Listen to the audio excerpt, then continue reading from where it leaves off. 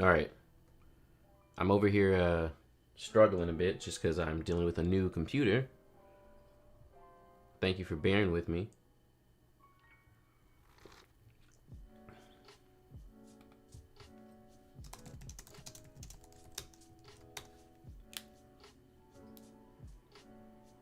Got my first MacBook Pro. Let's go.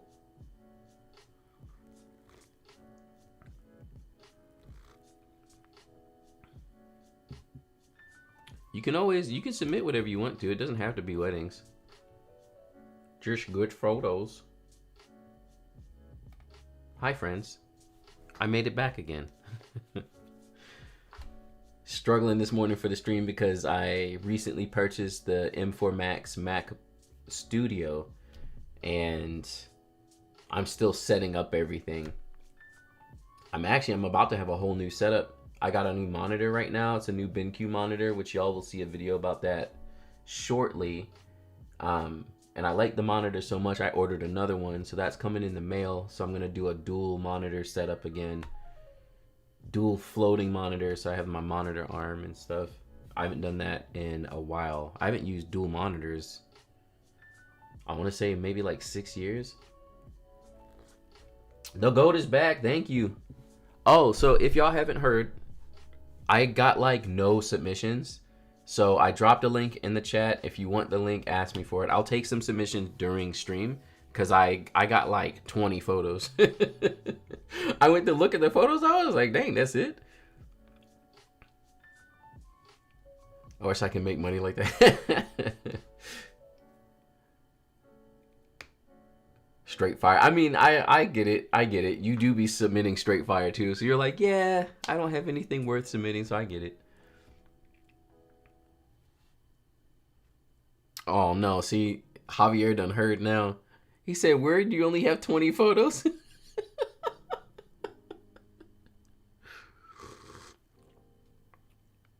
Yes, only raw photos. No JPEGs.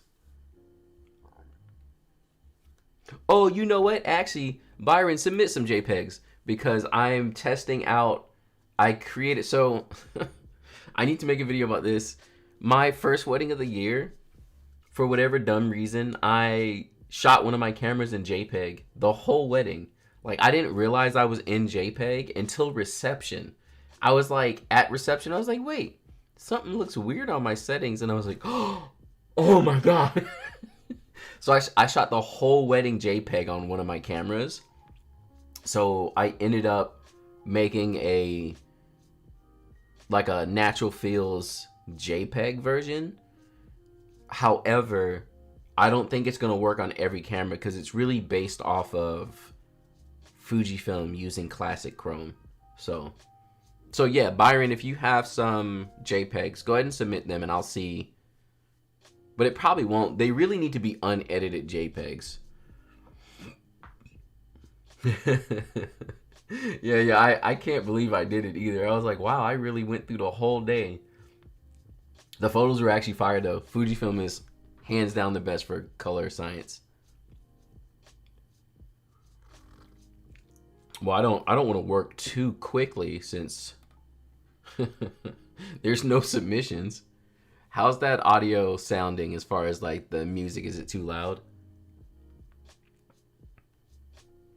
I'm getting this when I try to upload raw files. The file request has been closed, deleted, or never existed. Oh, dang.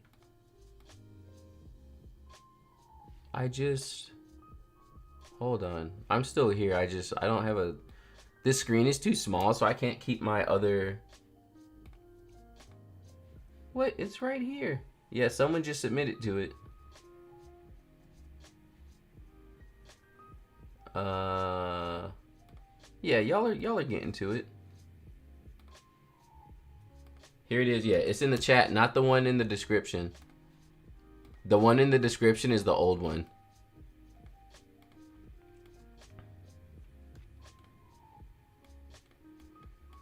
So I'm gonna go through most of these submissions that I already got, and then I'm gonna go back and check what you all submitted.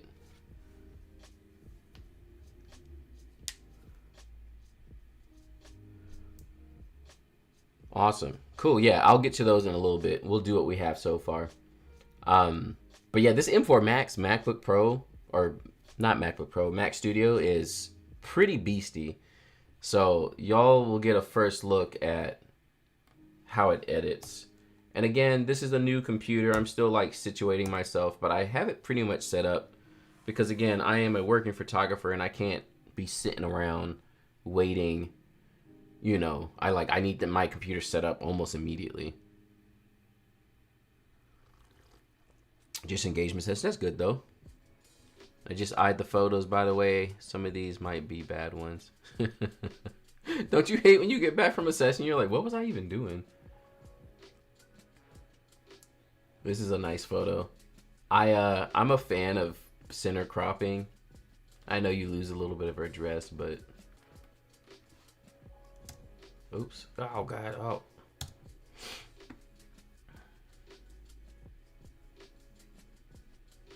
Wow. What just happened?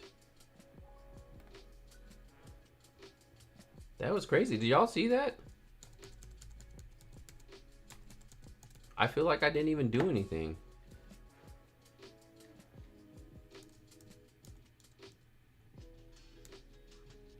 Like I plopped on the preset and everything was good to go. Should I save this guy?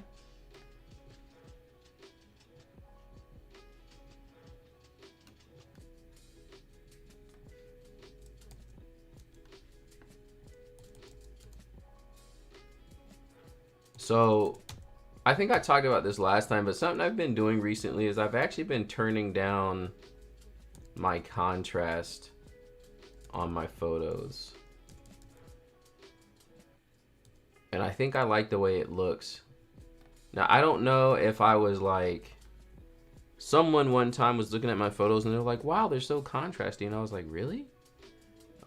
So I started dialing down the contrast a little bit and I actually liked how it looked. Thought you were going to Shutterfest. No, I've actually never been to Shutterfest, like at all. I don't even know what it's about. That's why I'm seeing everyone's post now and I'm like, oh, I'm at a, I'm not slated for any conferences for the rest of the year. Like I'm free. Nothing's going on. Wow, yo.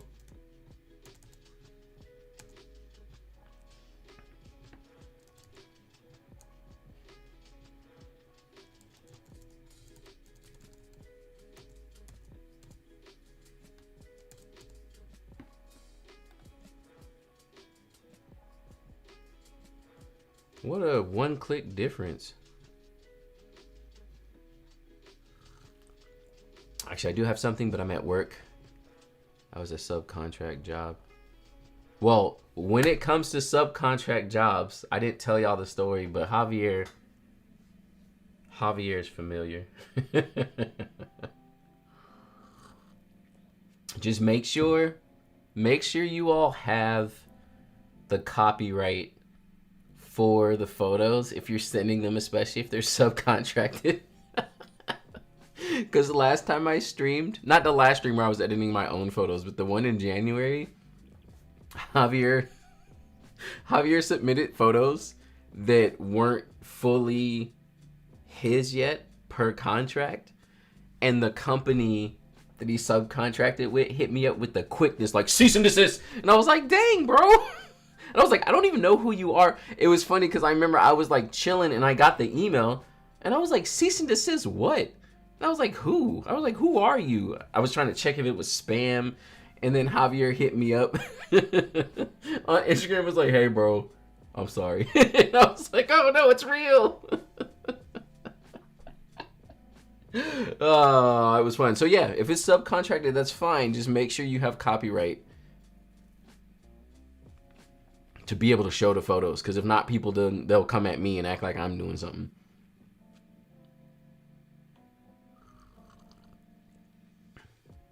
Struggle too much with editing high or low contrast. I can never pick. Yeah, it is rough. I've been happier with lower contrast. Like just pulling it back a bit. Should I warm this up? The colors are what? It's a RAF. Oh wait, is this XD3? Okay, XT5. It seems so blue.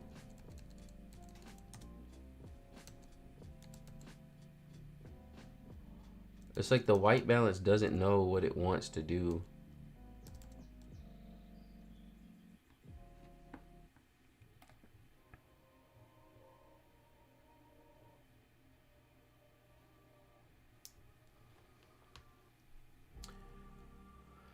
I uploaded 3. Please don't hate me. I did her wedding too last week. Nice. Got my first wedding of the season this Saturday. Yeah, let's go. Do you use Evoto? I do. If so, what's the process of choosing the photos to edit their complete? Actually, here, let's go ahead and let's go over what I do for Evoto. I'll use this photo. I'm gonna skip around, but this is a quite nice photo.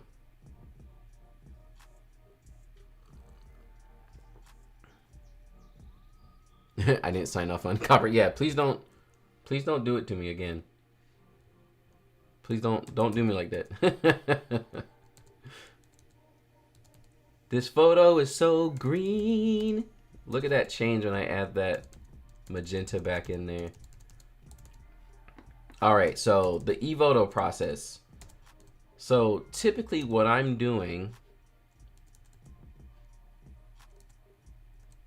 is, yeah, so here's our before and after. So once I've finished a photo, that's when I go ahead and send it over to Evoto and edit it from there. Now, when it comes to what you want to pick, generally Evoto's the last step of my export process. So I cull my photos, I edit them. I usually edit with Imagine, and then I go back over them to make sure that everything looks good. From there, after I've done all that and I edited the photos and everything looks great, then Evoto's a part of the export. So pretty much from here, I go to export, and then in my export settings, and wow, everything's not set up because this is a new computer. So for now, I'm just gonna put it in downloads. And then I'm gonna JPEG 100% quality. None of this is set up either, so I gotta do that at some point too. We're gonna not resize to fit, but we want 300 PPI.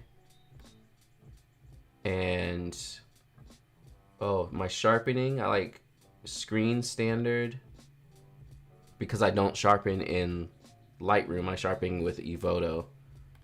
And then we're gonna open another application, and then I'll choose Evoto. So I have to go to my apps and Evoto.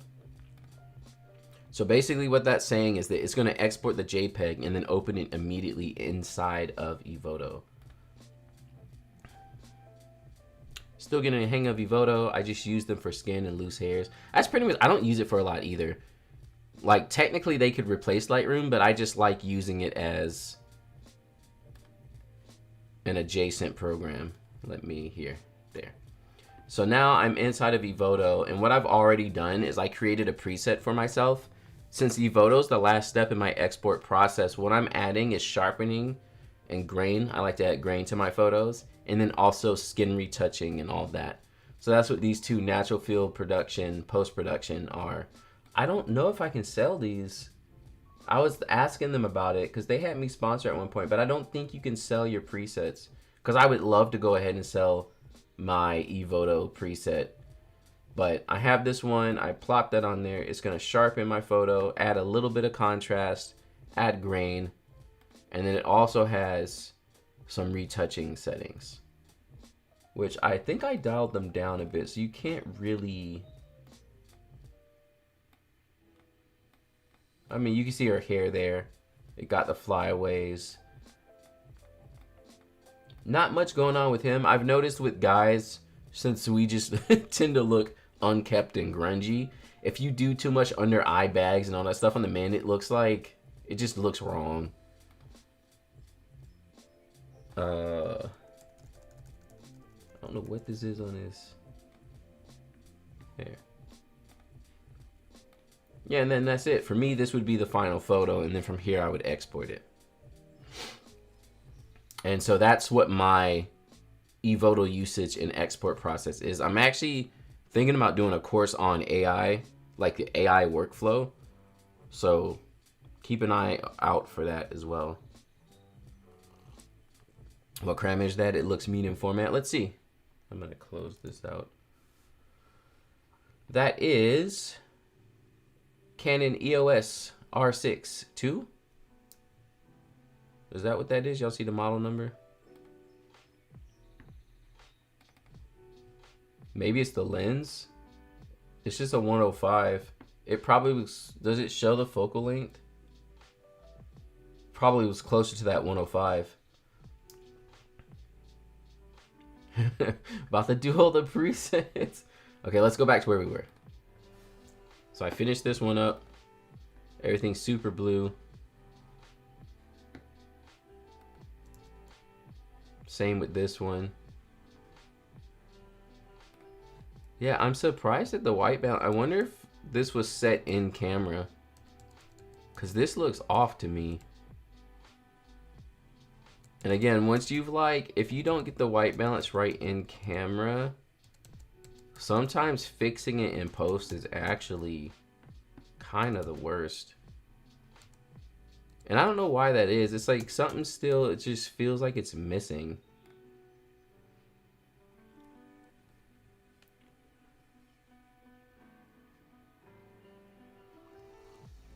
Honestly, I would prefer this one in black and white, but... And then we would save the sky. Yeah.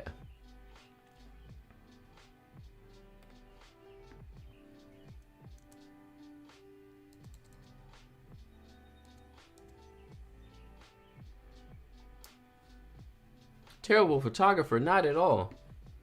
Yeah, I think it's something with the... Because this one was easier to save.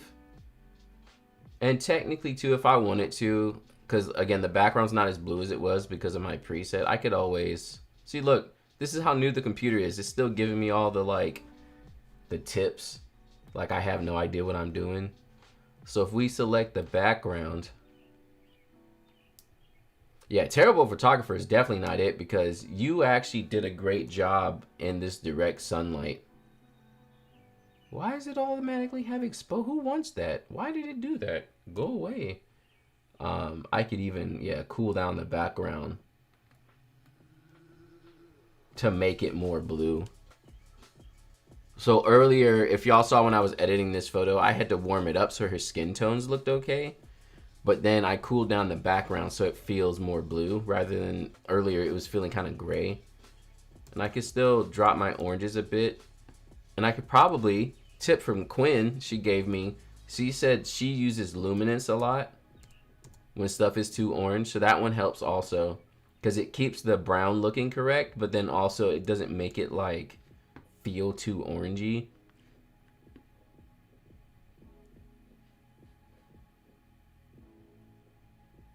Yeah, HSL is your friend. Yeah, I'm gonna keep this one black and white. These are cool photos. Great stuff.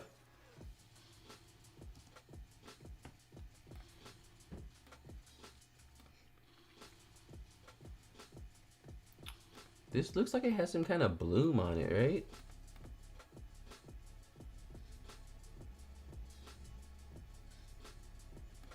It definitely gives it a magical kind of feel. I feel like, yeah, y'all see how it's all bloomy looking? Dehaze it.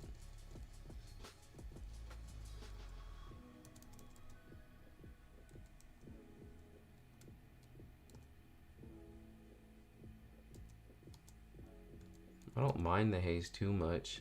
I wonder, now y'all got me over here using, I wonder if I can, the background just seems,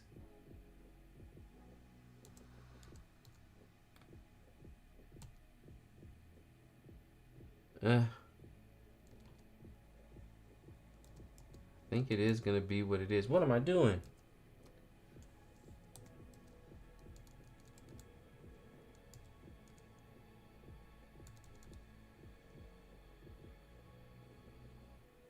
Dirty lens? Yeah, someone touched the lens. Yeah, there's something on it, right? You can see it here. It's definitely all up in here. So process would be imagine culling and general presets. Lightroom to fine tune those presets. And Evoto for extra editing on certain glam waiting for the yes, exactly. Sometimes, more than likely, I usually cull by myself. I like to cull physically. AI culling's just, it's not there for me yet.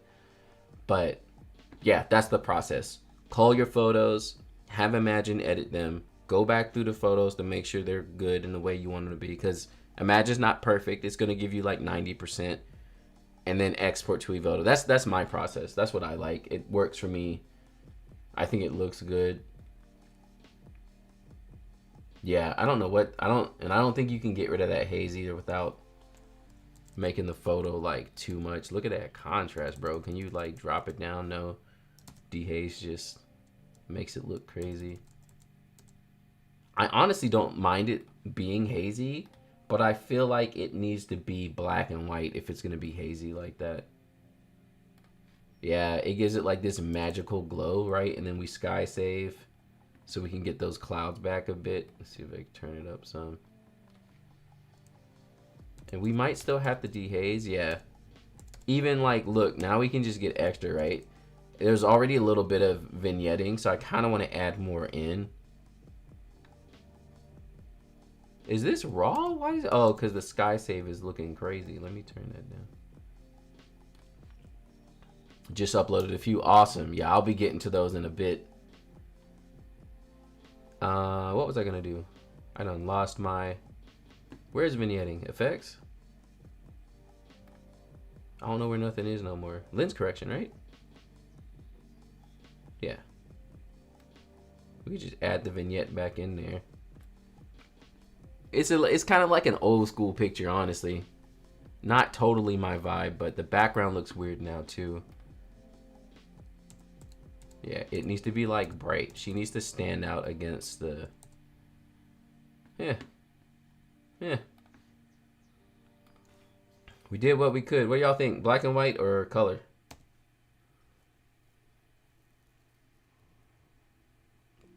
How did you make 2 copies of the photo? If you right click a photo, which you can either do in the film strip down here on the bottom, or you can do up here, and there's an option that says create virtual copy. So that's just making another copy of the photo.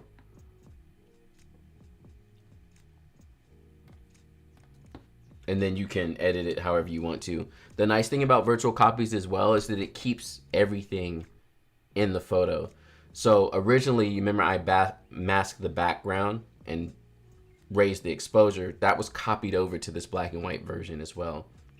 And then I adjusted it some. Yeah, I don't know what that haze is. I think it looks better in black and white. And then again, just to be extra, let's Evoto it again. Because my black and white, do we get to keep the edits? I can send them to you. I normally don't do that, but I wouldn't mind. It's not a problem. Why does this keep opening up full screen? So my black and white post-production preset, that looks good, yo. It's like super grainy. I like a really grainy film look, and I think it'll go well with this photo too because of that extra haze. Yeah, yeah, that looks good. So yeah, it's like super grainy. It gives it like an old, especially with some of that vignetting, it gives it like an old school kind of look to it. It also has some of the retouching stuff happening in there as well. You can see it touched up her under eye bags a little bit. And you can be extra with it. I try not to be, but like I could turn freckles all the way up, dark circles all the way up. Did y'all see it? Here it was before. It's a little hard to see.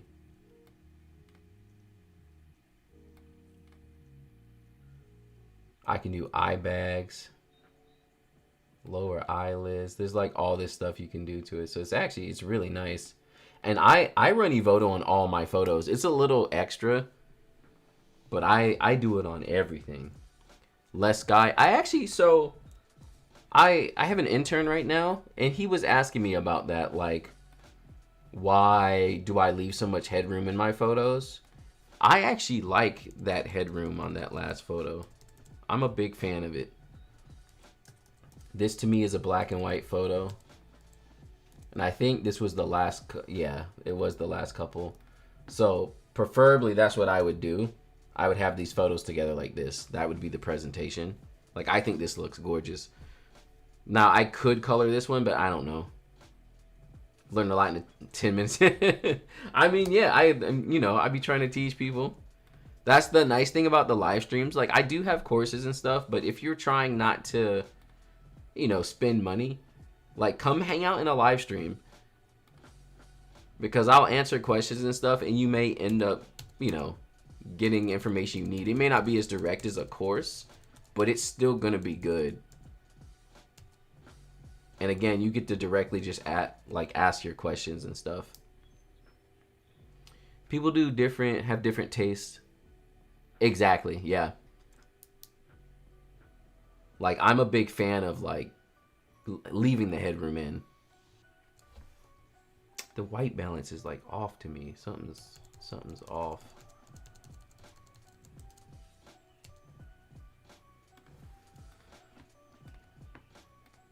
Yeah, see, like, I don't know.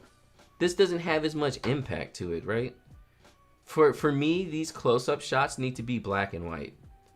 Because if not, they just look kind of random to me. I just feel like they don't have any feel to them with the color in it. It's just kind of like, here are my hands, here's the ring, yay. Too late to send photos? It's not. I wonder, can I still post it? Yeah. There's a new link. It's not in the description. This is the one you want to use. I only got 20 photos this time, so I am taking some submissions. And I'll be going over the new submissions once I get done with these 20. You mentioned white balance a few times. Do you shoot in Kelvin mode or use settings? So generally I'll shoot in auto white balance. However, when I was talking about Kelvin, it was these photos up here.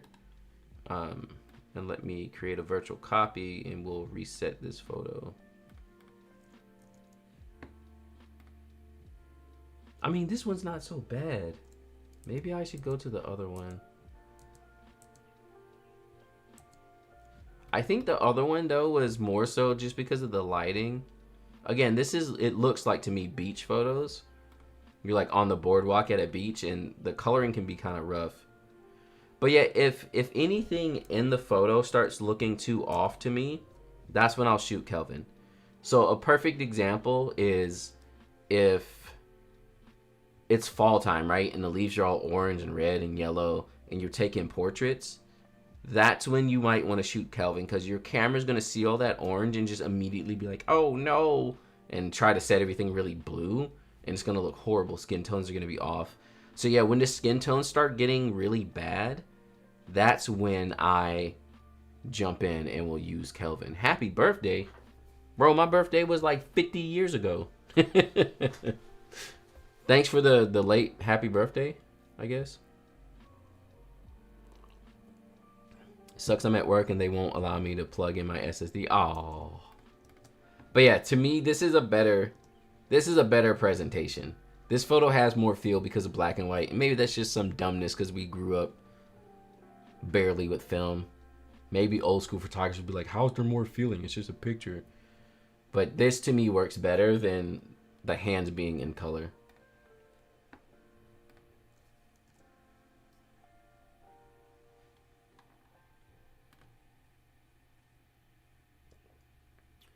So again, I had to straighten that photo up.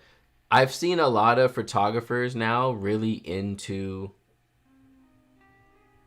tilting the photos, and I've never, even when I started photography, I was not a fan of Dutch tilt. Should ring and hand photos be closer? You mean like this photo?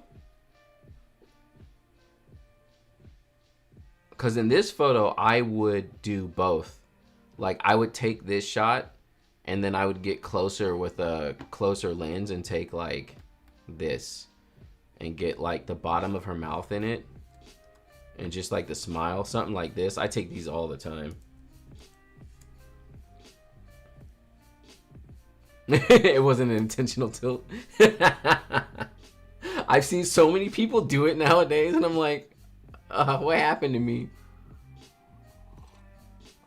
Like, I've always hated it, but people are like doing it now. They're like, yeah, tilt it. And I'm like, what happened? This white balance is pretty rough too, actually.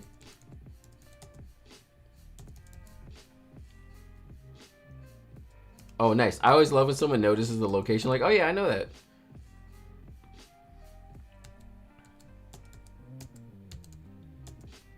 What is going on here? Is it the lighting? I mean, this is pretty decent.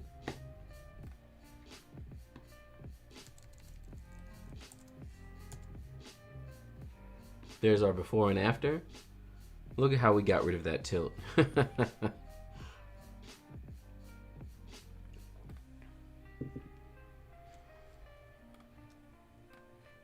And this is the same. Oh yeah, I noticed for this one, were you shooting auto settings?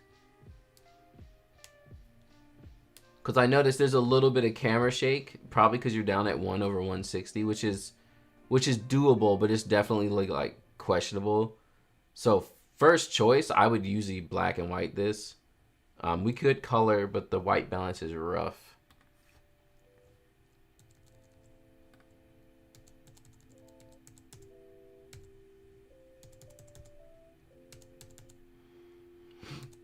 And y'all saw I used auto white balance. When my white balance is as off as this one was, and this is, it's not even totally that it's off. It's like blue hour at this point. It looks like the sun was setting.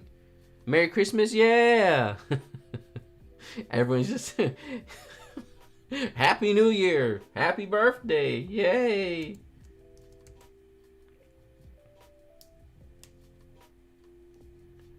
Shooting in auto doesn't mean auto JPEG, right? You can shoot raw in, yes, correct. Auto is normally, when anyone talks about auto, they're talking about just your settings. I do think I was in auto. And again, I have no gripe. I know a lot of people run around like hating on auto. I have no gripe with it as long as you know where its settings are gonna go. Cause that's why, so when I started, I shot in aperture priority. Like I could not handle thinking about what it was I was trying to do and also my settings. It was like too much for my brain. So aperture priority was my friend. However, stuff like what happened in this photo would start happening to me too often, where like it set your shutter a little too slow and you could have been fine, but you probably didn't know it was that low. I mean, actually it's not so bad. The focus is, yeah, because it's f1.8 and their heads aren't on the same plane of field, she's a little out of focus. It's actually not too much focus blur now that I am seeing he's pretty much in focus. But you know, like having the camera just do it for me and then not knowing if the shot's gonna come out, like I had to learn to move away from that pretty quickly. Actually, yeah, that's what happened with this. This should be stopped down a bit.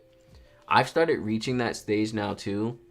When you're early in photography, it's very easy and quick to be like, yeah, shoot it at f1.0, let's go. When you get older in photography, you start being like, you know what, I should stop down to f2, f2.5, you know, f2.8. Medium format camera with a 50 mil on it, stop that boy down to f2.8. You know what I'm saying? Like, you're more concerned about the photo being sharp than being like, oh my god, it's f5, it's f3, make it at f1.2. I have a 1.8 lens. I shoot at 2.8 all the time. Yeah, exactly. That's why it was funny, again, going back to the Fujifilm GFX 100 RF. Everyone's like, oh my god, f4 is a deal breaker. And I'm like, why?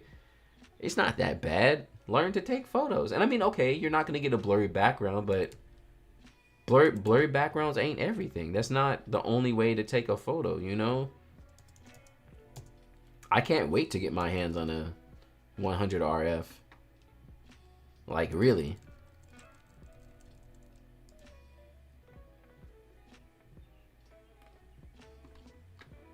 It's too green. Is it the background? I wonder, can this select, will it find the background?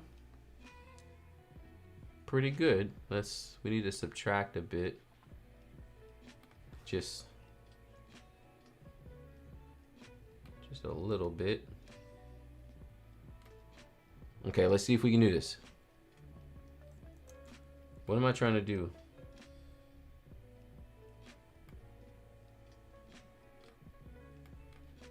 And then I'll take down the tint just a bit. Yeah.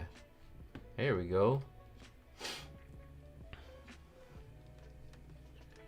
Now realizing lower apertures are just a marketing sales point. Yeah, and I mean there's a time and place for them, you know. But a lot of times, like I've heard of couples complaining to their photographer that the background is blurry. Like a lot of people who aren't photographers don't understand it. So, you know, a shot like this, I get it. This works. It separates them from the background. They're the focus. It makes sense. But in other shots, you know, it doesn't matter as much, especially once you start getting two people. You want to stop down just a little bit. You know, a wider shot like this, you don't necessarily need the background to be like blowed out. But when you first start, because you just don't understand it, every photographer is like, wow, blow out the backgrounds. I'm over here, Final Cut still open. How do you get the adjustment sliders to move with the keys? You know, honestly, I can't remember because there's a way. It doesn't do it out of the box, I don't think. But yeah, basically how I'm editing. Actually, that's the photo we were about to do next. So this is a nice little set of photos.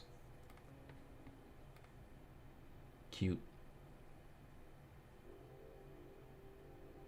Front blur is awesome. Yeah, this bit here. That's a reason why I chose this as the first photo I wanted to ePhoto, because yeah, I love some good front blur. Yeah, so I don't know if it does it out of the box or not, but when you're editing, if you hover over any of these settings, you can press up and down and it'll take you down by like 0.10. And I like doing that. This is one of those cases. Okay, so see, we stopped down for this one, so yeah, they're gonna be in focus, but now we're dealing with high ISO, low shutter. But see, this one, you know, he knew that it was like, okay, slow shutter is gonna mean blurriness. So this is one of those poses where you're like, don't move. Flash here, yeah, flash would have helped, but it's, you know, it's workable. So let's, yes, I know how to do it. I'm going to, okay, I get it. Gonna get rid of this. Have y'all noticed that generative fill in Lightroom has gotten much better? It was trash at first. Look at that. So good. Do y'all know if, does it use the computer's processing power? Because it feels like it's going way faster with me using this computer. So I'm going to apply my preset. And then because of the way the white balance was, I'm just going to auto it to see what Lightroom wants to do, and it didn't help me. Sometimes Lightroom will just give me a better overall understanding of the white balance, or get it where I would like it to be. So this one's a little hard because the background's super yellow, but they're not where they need to be. So like I could select the background, yeah, which should be everything. And then I'm gonna just cool down the background. We're also gonna suck the whites out of it. Can I do that from here? Oh, I don't like the point color. I wish you could HSL when you're... That's fine though.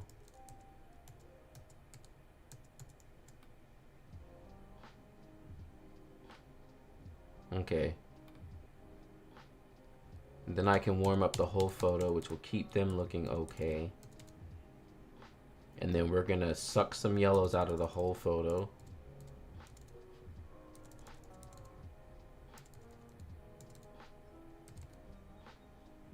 Oh yeah, this one definitely needed a flash.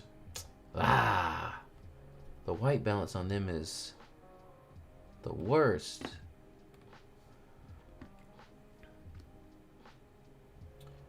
Stuck in, I wanted to completely change my style. I always hate when you get to that point where you're like, I need to change my style, and you're just like, I don't know what to do, and it's like a whole ordeal. Fine adjustment. Oh. Okay. That worked.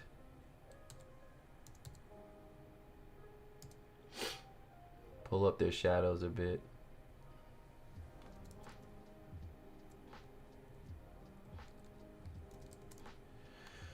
Okay, so again, if this was my photo, the next thing I would do too, so we're gonna, and I don't know if it's gonna be able to handle it, but we're gonna AI denoise.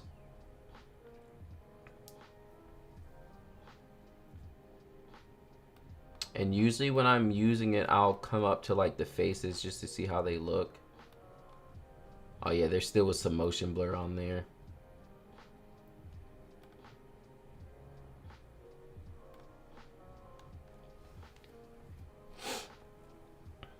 I may have uploaded more than a couple. As long as it's not a whole photo session. Yeah, flash because of the windows and the chandelier. Basic. Whoa, that was fast, bro. So good. Let's go. Yeah, basically the couple is backlit and it's dark. So there's like really no way you can save it. Whereas if you had flash, you could have saved it a little bit more. This, like, I can turn it up as much as I want to, and it's always gonna look kind of off.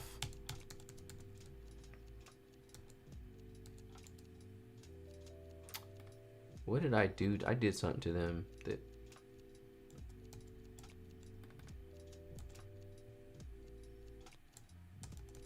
I mean, yeah, this is probably as good as it's gonna get right here.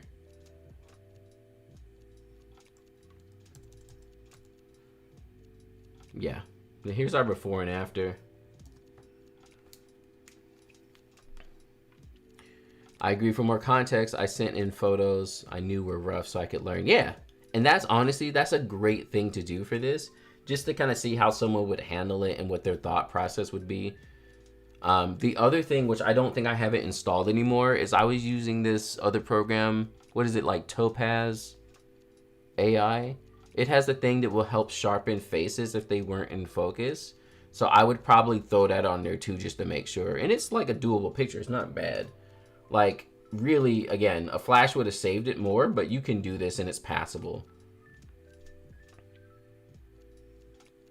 How do you feel about editing the photo and then running it through like Topaz to give the sharper? That's funny. I was just talking about that. So I actually, earlier I was talking about how I use Evoto to sharpen my photos. I don't sharpen my photos in Lightroom. So you'll see my sharpening is set to 0. So I like to sharpen on the JPEG stage. I think it looks better. Here we go, some bridal shots. Is this the same person? Yeah. Oh, nice. These are a little overexposed. I would have brought this way down. Yeah, 1600 ISO 5.6. You could have probably come down to ISO 800. Because again, these newer cameras, they have the range. So you may as well save yourself from overexposing it possibly. I mean, yeah, exposure was good where it was because it's a little over. Probably warm this up a tad.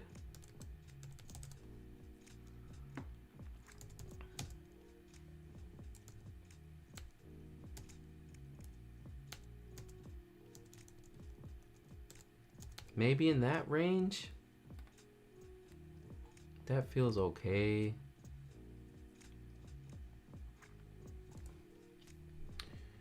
No, like 10-ish. Okay, that works. 10 photos is fine. You forget the fine print of 2 images when you sent the link to live chat.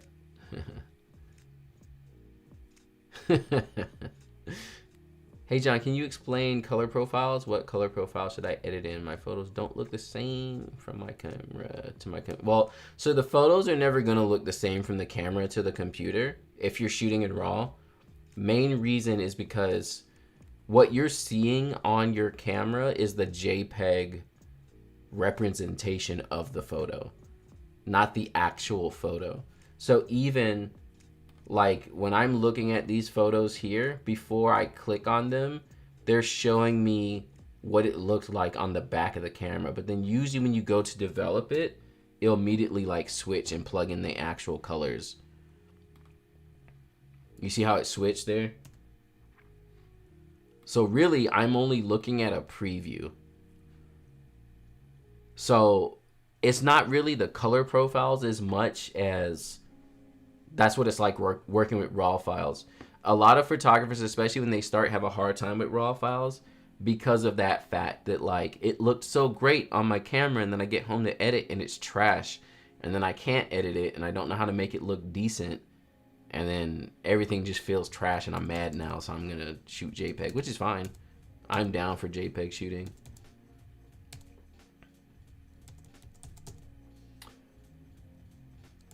These photos are they're great photos. They're just hard to deal with when they're so overexposed. I feel like you don't have as much dynamic range. It's kind of surprising.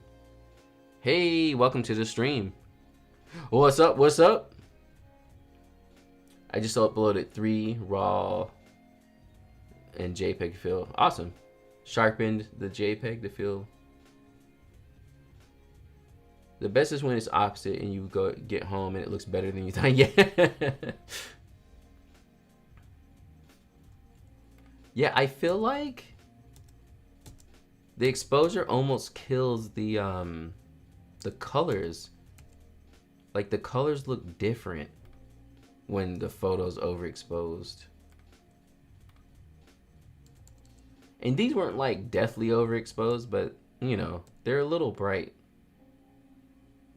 This f5.6 looks so good though, so sharp. This is again what we were talking about. Like, everyone's like, I'm gonna shoot at 1.2. This looks good. There's nothing in the background to be blurry. You may as well stop down. Also too, our cameras can handle the light so much more. So again, bump your ISO up, stop down, get that crispy photo, you know? Don't be like, oh, it's dark, I'm scared, I'm gonna shoot at f1 point nothing.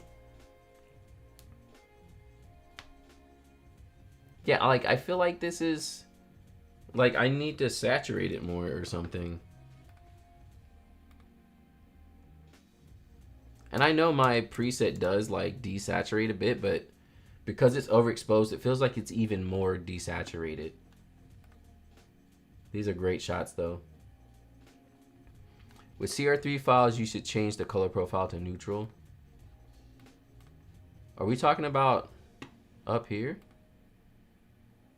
I always just leave it on Adobe Standard. Adaptive color? What does that even mean? Uh-oh. I got a beach ball. Ew. Is there a neutral? What is neutral?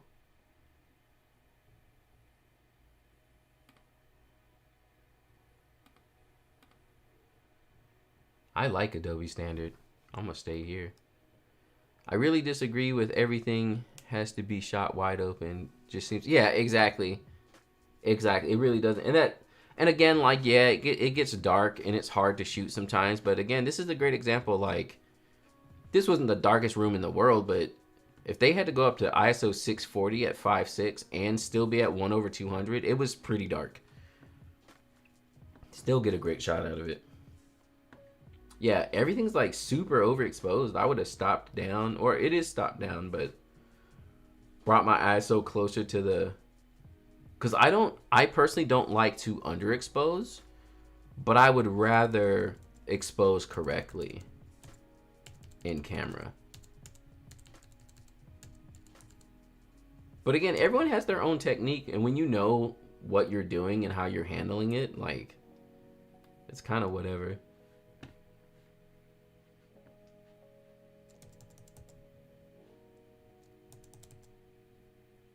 This looks good.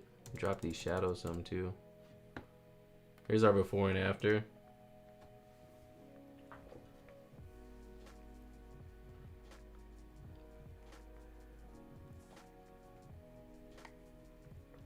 Yeah, exactly. ISO 640 is nothing. That's the thing. A lot of people, they still subscribe to the really old teaching.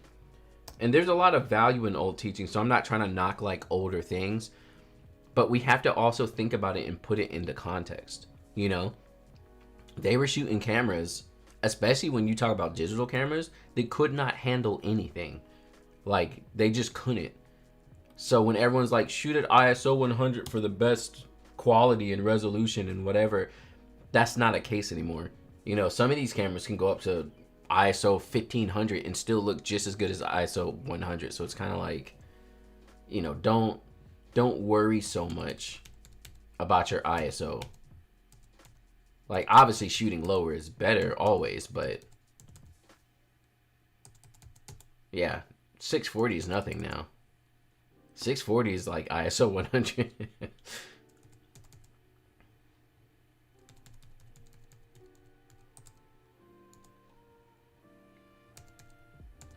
I wonder, his suit is green. I wonder if it's bad that I'm like sucking the life out of the greens. Ah, it's not so bad.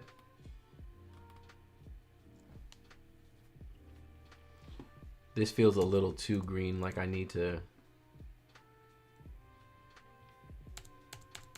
saturate it back just a little bit. This image is 5K.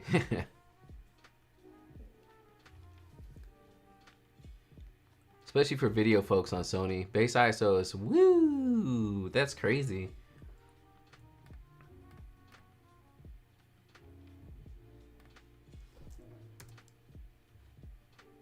These are great shots. This looks like a styled shoot, but I can't tell. It actually might be a real wedding. To me, it looks like a styled shoot, though.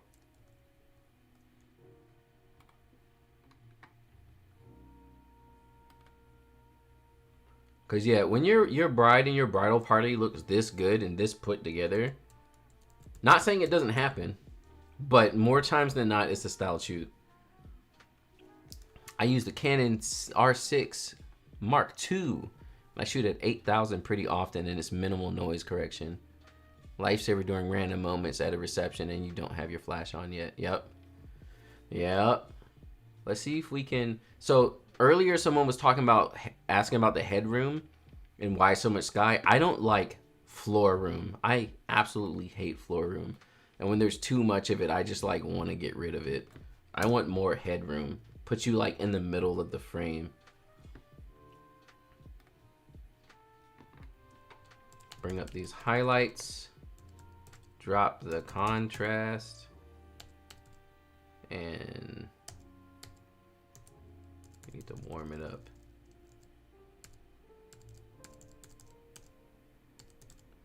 And then, yeah, that feels good. Now you see here, and this is a big thing, sometimes with the natural fills preset, I definitely suck certain colors out of the photos, and a lot of times it'll look good, but sometimes it doesn't work. So like if this was a real wedding, the bride would have an issue with the fact that nothing's blue no more. So generally if I have an issue like that, what I'll do is I'll go in and either change the hue of things so they match a little bit more. Which, yeah, hue wasn't the problem here. It was more so the saturation. Yeah, and just bring that back a bit. So now my blues are back there. There's so much blue, like you gotta keep it looking blue.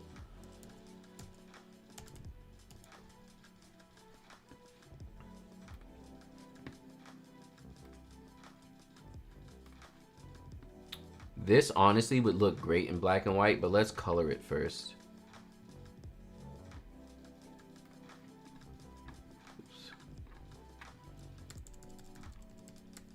Yeah, since I use Fujifilm, I still don't blow my ISO up super high. Their cameras do okay, but definitely not the like the crop sensors ones, like once you start getting around 2000, you know, it's not. Who remembers Max Headroom? Was that his name? Is that the he looked like a robot dude with the yellow hair, right? Is that who that was? Do I remember? Am I old enough? Where am I on my tile? Here we go. Create virtual copy. Maybe, there it is. Yeah, personally, I think this is gonna look much better in black and white.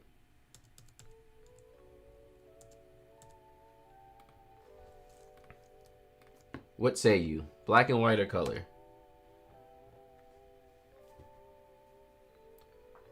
John, this will be rewatchable? Yes. I leave all my live streams up online, so you can also go back and check out the older ones too.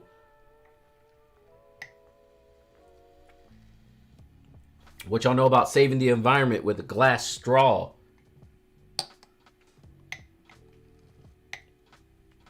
Yeah, black and white hits. The moment I saw the pose and just the way the shot was composed, it was immediately like, this needs to be black and white.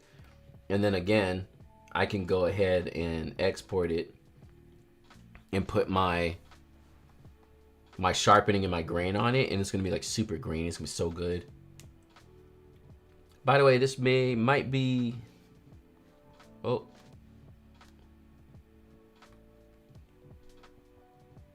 might be my last live. I catch John. Things are getting too expensive, so I'm going back to 9 to 5.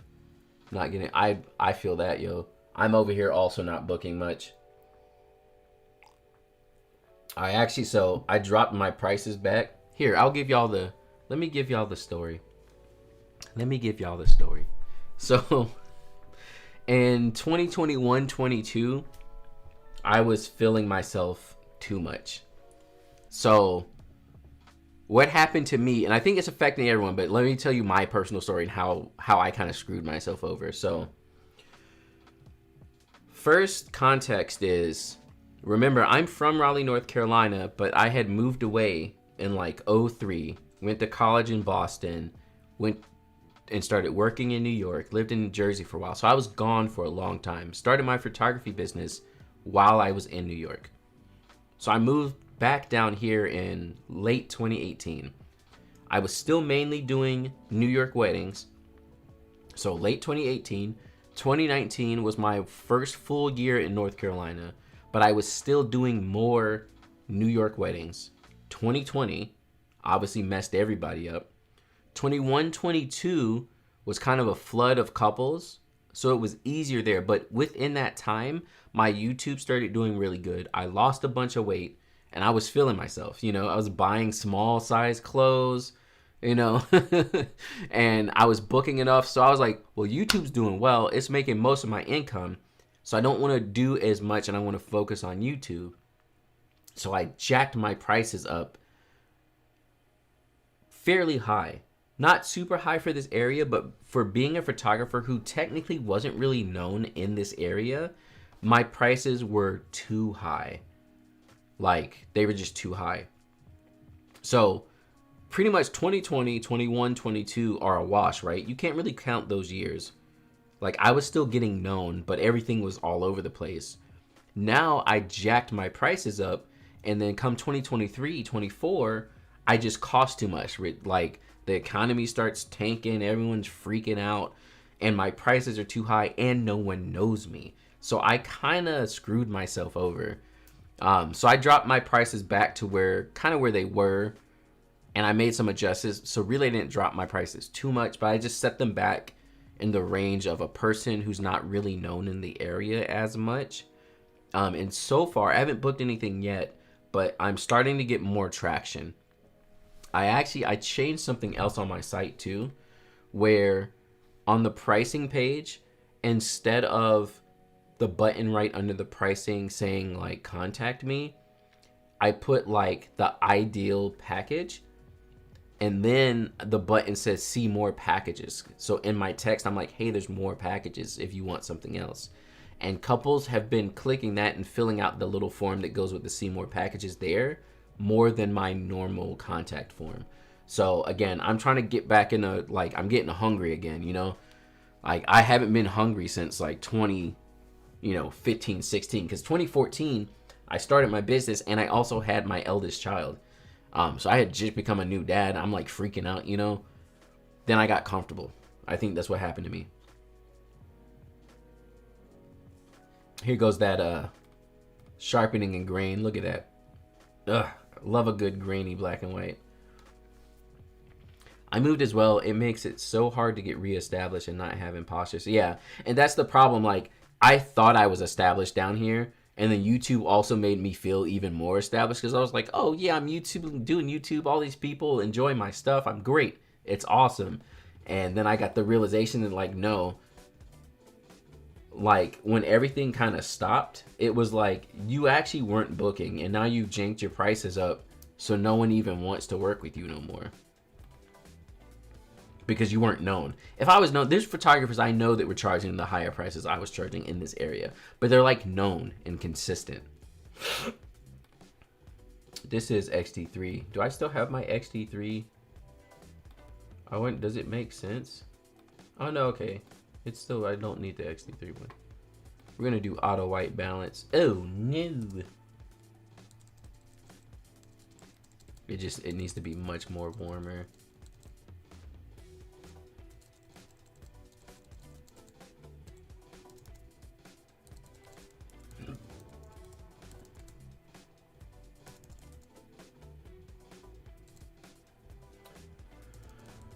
Maybe not that warm. I like my greens cool.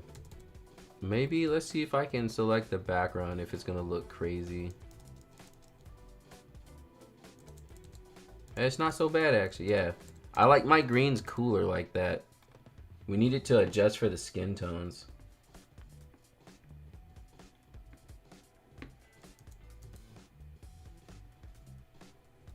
Thanks for sharing your story. Merry Christmas.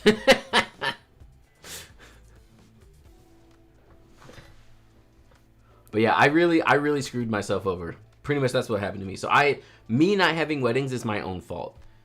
So if anyone else doesn't have as many weddings, don't feel bad. Things are hard right now too.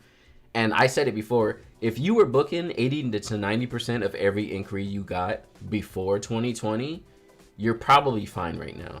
If you were only booking 60, 70%, 50% before 2020, you're struggling.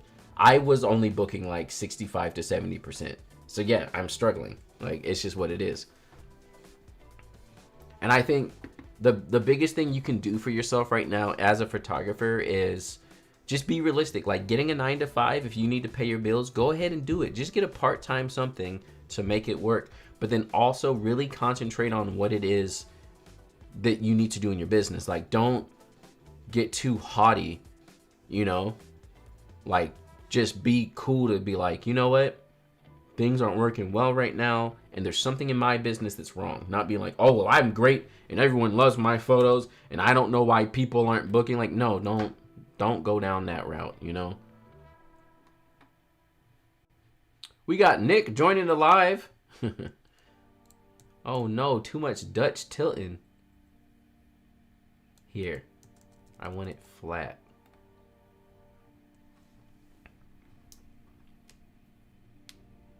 How about OM-wise? I don't what? Living in rural Pennsylvania is very interesting. Half the population thinks the economy is doing great. The other half is, I'm sure. I need to stop being lazy and market myself. I mean, yeah, that's right now, even though I'm not making as much money as would be nice, I'm still like throwing it all in for marketing and stuff. Like, I'm not holding back when it comes to marketing.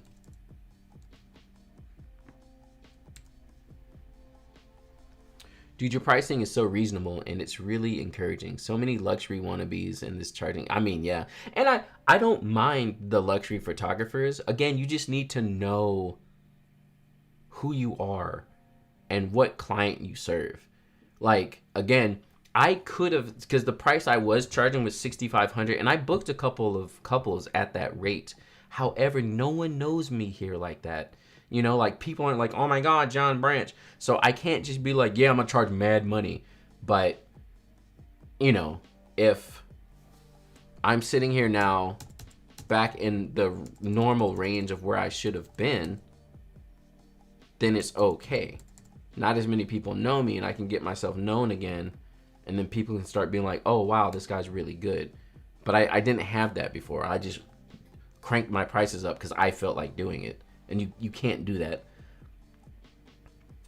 What's your go-to focus setting for wedding days? I'm usually single point, no continuous autofocus. I only use continuous autofocus, like, so this shot, I'm assuming they're walking over like this.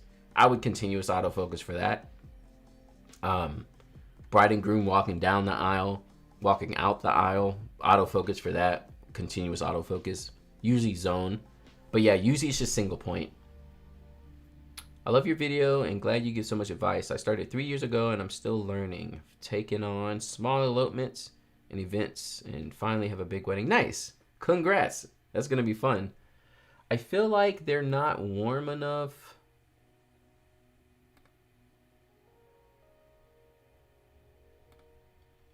But then I also like something about the coloring on them feels off. And I can't place it.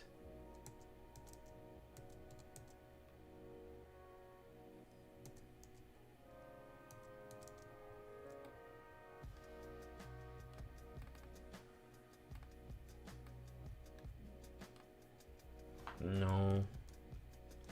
I mean, it's not so bad there.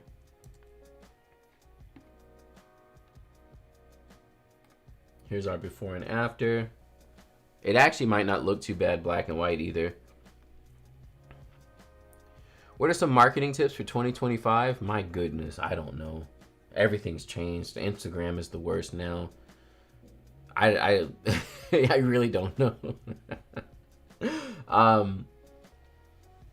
Really, I don't know. Ads are big right now, so Google ads, Meta ads, but you have to know how to work them. And then, yeah, just organic stuff, I guess. I'm still trying to work on that myself. Marketing tips for 2025 for next video? I mean, that would be a good video. I would have to sit down and research some stuff. How much of my marketing includes paid ads? So right now, I'm not doing paid ads. I was doing some, and I probably should start them up again. Right now, TikTok ads are the best. Maybe I'll get back on TikTok. Yeah, I guess all the people who are on TikTok are probably the age that I want to hire people. That's another thing. I'm old at this point. I went back to the knot, which has been questionable. I'm probably going to try to cancel it. Sorry, guys. I cannot handle that photo not being straight. I kind of want to black and white this.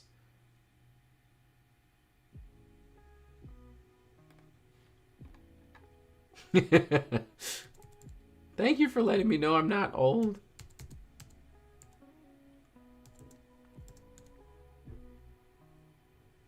Yeah, I'll definitely do a color one. Because I think the colors were really nice, but something about it makes me want a black and white. Virtual copy. I'm on TikTok. I just really don't use it at all.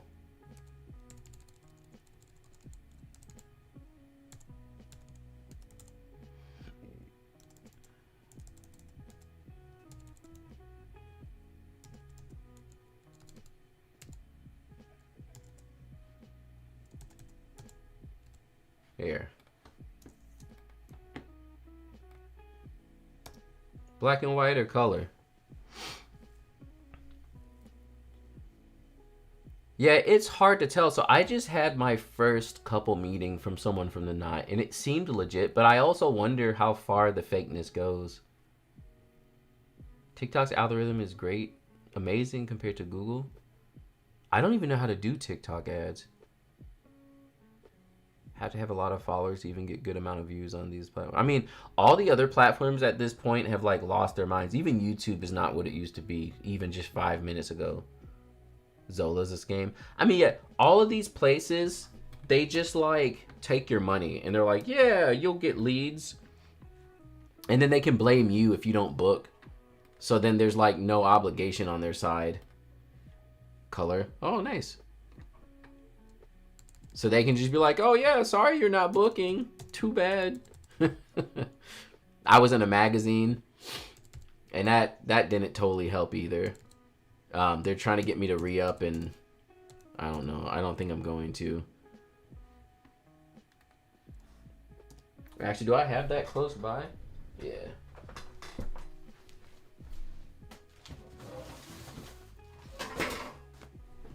You know, it's all dusty. So I was in Heart of NC Weddings. This is a local. And so they give you an online page, and also you get to be in the magazine. And then also, because they like know all the venues and stuff, they try to give you the hookup. So pretty much because you're paying them to be like one of their vendors, they try their best to hook you up with whatever they can. So even like, this is an article about food and stuff, but this one photo right here was mine. They not tried contacting me to come back. I mean, yeah, I came back and they were so hype about it, and I was like, guys, don't get excited. I'm just trying it out. I really don't.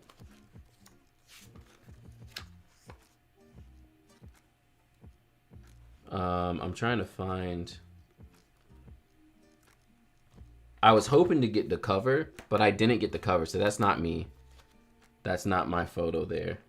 Oh, here we go. So this styled shoot I did. Actually, the video of it up on YouTube. So all these photos are mine. It's a good like 2 pages too. And then there's a whole page too. I have an ad somewhere. I don't remember where my ad is actually. I think it was kind of far in the back. I could be wrong though. I should have marked it. So yeah, they're trying to get me to re-up. And I don't mind. I kind of like being in the magazine, but it's hard to, like, you can't track if people are actually finding you. I didn't have a good headshot. There we go. Bam. J Biv, what's good? Focus, bro, focus. There you go. So that's my full-length page ad.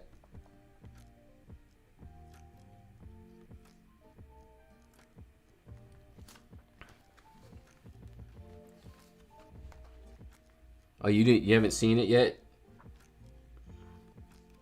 And then, oh, there's another page. Yeah, where they're talking about different photographers. And honestly, for wedding photography, this is not a great headshot.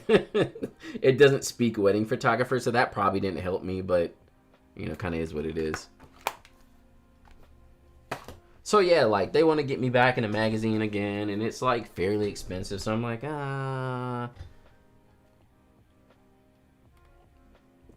John, if you don't mind going off topic real quick, do you typically keep your second shooters all day?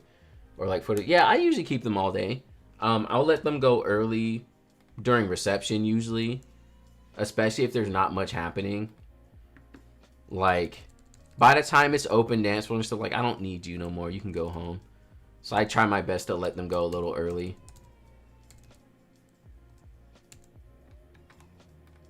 The lighting in these last 2 photos were nice. Nice and just kind of even lighting. All right, so that's the first set of submissions. Some good stuff in here. About to go check out the second set. I gotta go download them real quick.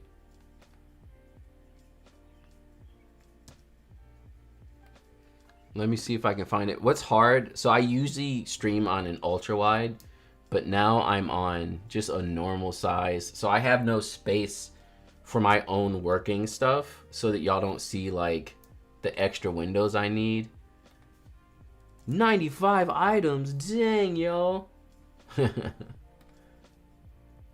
Hold on, I'm gonna have to bring it over here. Y'all are gonna have to see my secrets.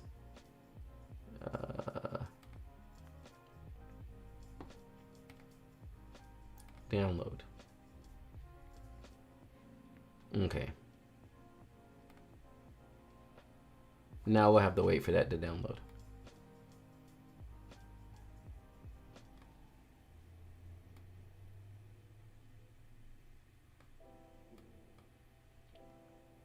I missed the submission period. When, where do you post? So I usually post it on Instagram. I'll send out an email if you're on my email list.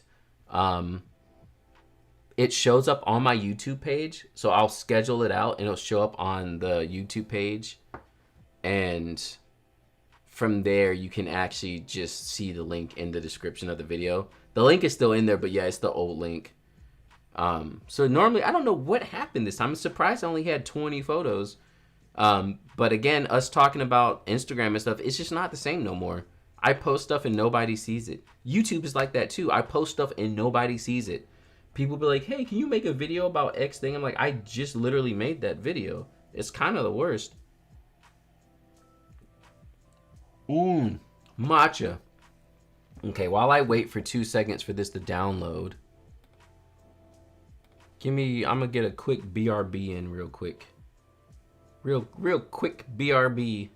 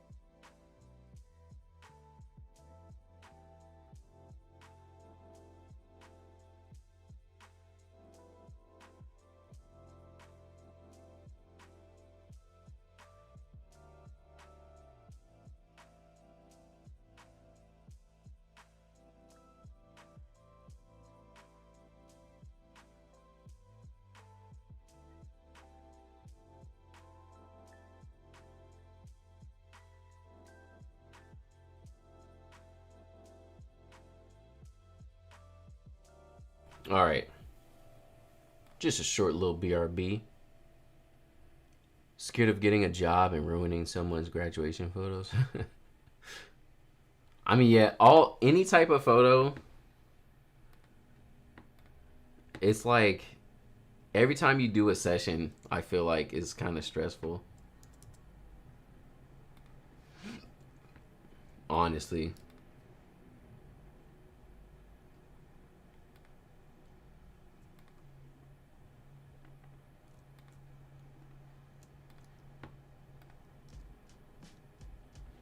The bloom on this is like rough. Also, I feel like there's something missing here too. Like it's too exposed or something.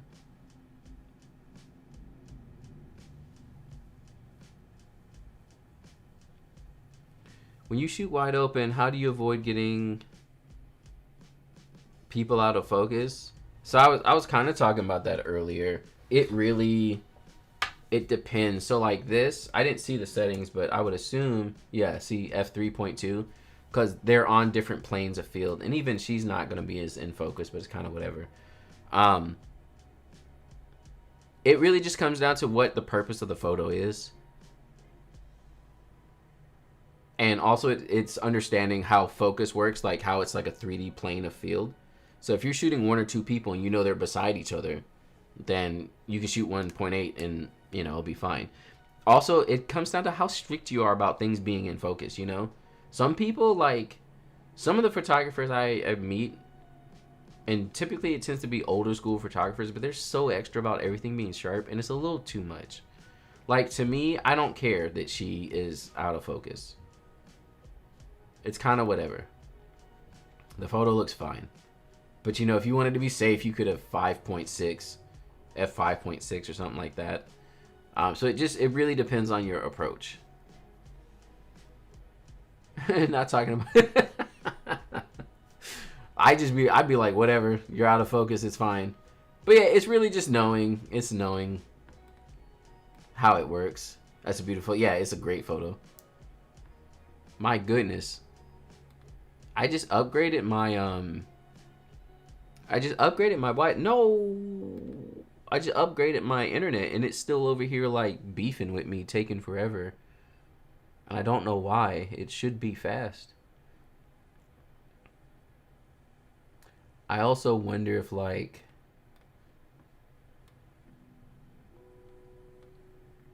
if it's using the Ethernet more than it's using, because the Ethernet is super fast.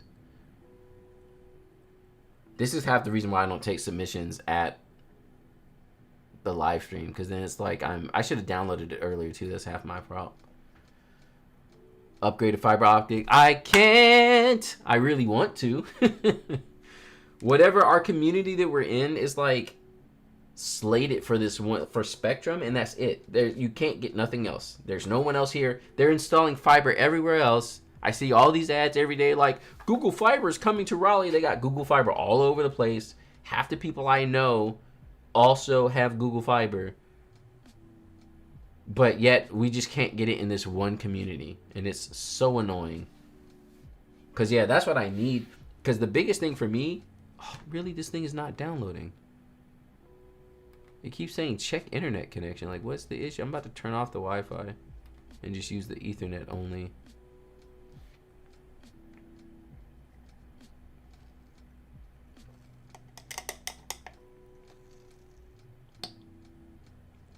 Out here's only compact. Yeah, that's what I'm saying. I'm over here rocking with Spectrum. The worst.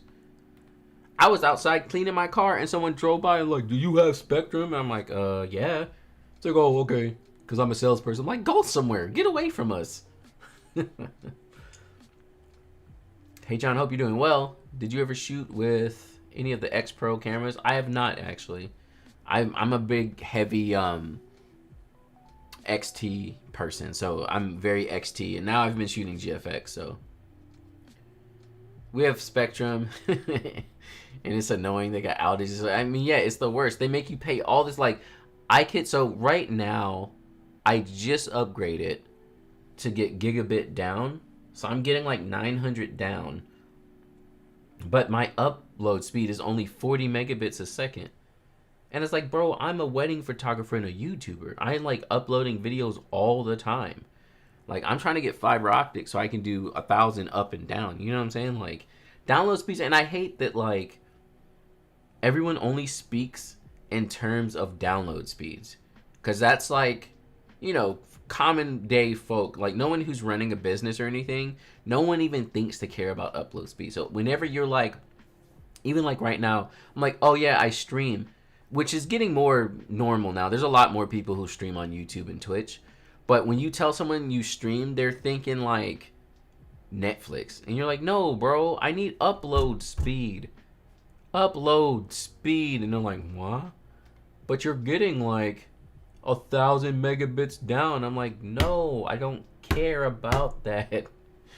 You know, 500 to 600 megabits down is good enough. Like, obviously faster is greater, but so annoying.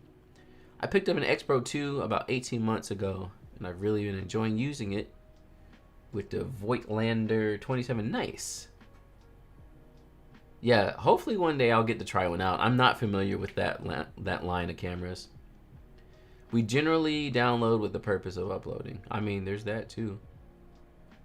Charging $350 a month for internet's worse. I mean, it's like, it's really bad. Like, literally, I could sign up for Google Fiber for the same price and get like double the speeds. So yeah, it's annoying. I can't stand it. It is the worst. Like, even I'm with the speed I'm getting, I should be able to download faster. I'm surprised that it's as slow as it is.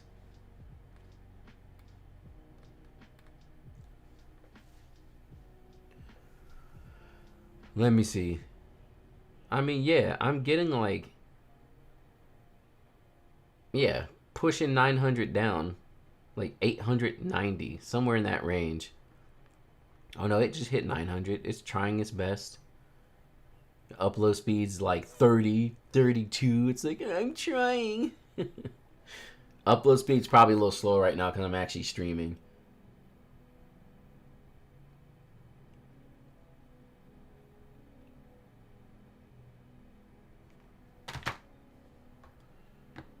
The worst.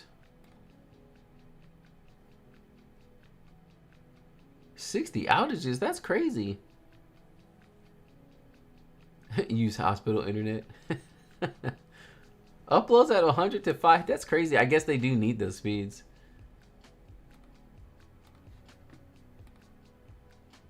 While we're waiting, I can show y'all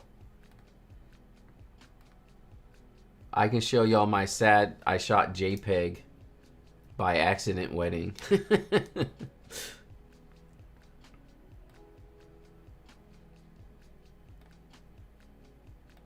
So yeah, on the wedding day, I shot one of the cameras all in JPEG. And so I made a natural feels for JPEG. I cannot believe I did it. Like, really, it hurt my soul. But luckily, straight out of camera was looking pretty good. You know, like, this is Fujifilm straight out of camera. That boy's crispy. Hi, I'm new here. I've been binging your channel, and you're now my favorite. Oh, awesome. I uploaded 2 from my most recent wedding. Hopefully you get it. Nice.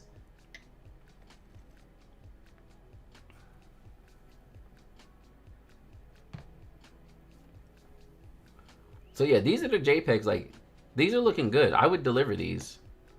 But then I had to match them to my other photos.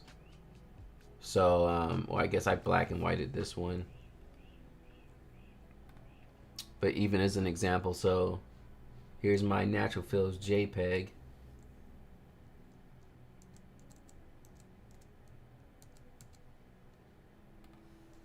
And then this would be the raw file against it.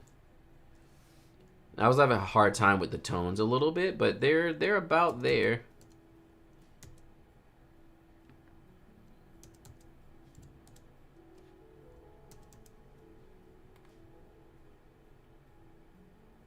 They're almost there. Some of the tones are off, but it was good enough to deliver.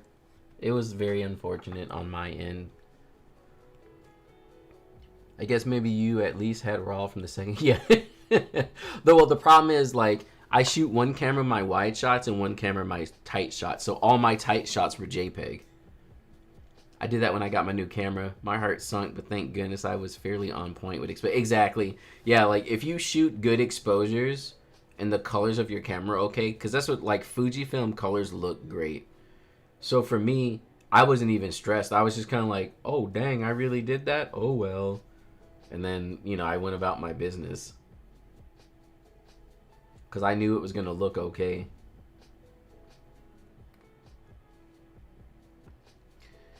Realizing after you editing that you shot in JPEGs the hard. Yeah, for me, I was at the reception. Like, it shows your settings on the screen. I looked down and I was like, wait a minute. And I was like, oh my God. And I, like, realized that I shot it in JPEG. I've been second shooting a lot because I don't have a lot of my own weddings. And so this is what we were talking about earlier too, where, like, someone was saying they picked up a 9-to-5 job. Like, you know, do whatever you need to. So I've been second shooting, like, pretty regularly, honestly. So these are some of my shots. Getting my second in. For this one, I shot the GFX 102 and the XT5. So why classic chrome? I don't know, I just like the way it looks. Because it doesn't affect the edit at all since I'm shooting in RAW. I just like the way classic chrome looks. Like, if I were having to deliver JPEGs, I'd be happy with how classic chrome looked. Gotta say it. Hit it with some magenta. I'm desperate for an update. 18mm f2. I'm loving 28mm recently. Nice. Yeah, I never used the 18. I'm showing my second shooter a photo and she goes, does that say JPEG? The worst. You're the biggest reason I bought 2 XT5s for weddings and portraits. Nice. Yeah, I've been doing a lot of this using the XT5 and the GFX, and I really like it because basically how it's working. Is it done? Bro.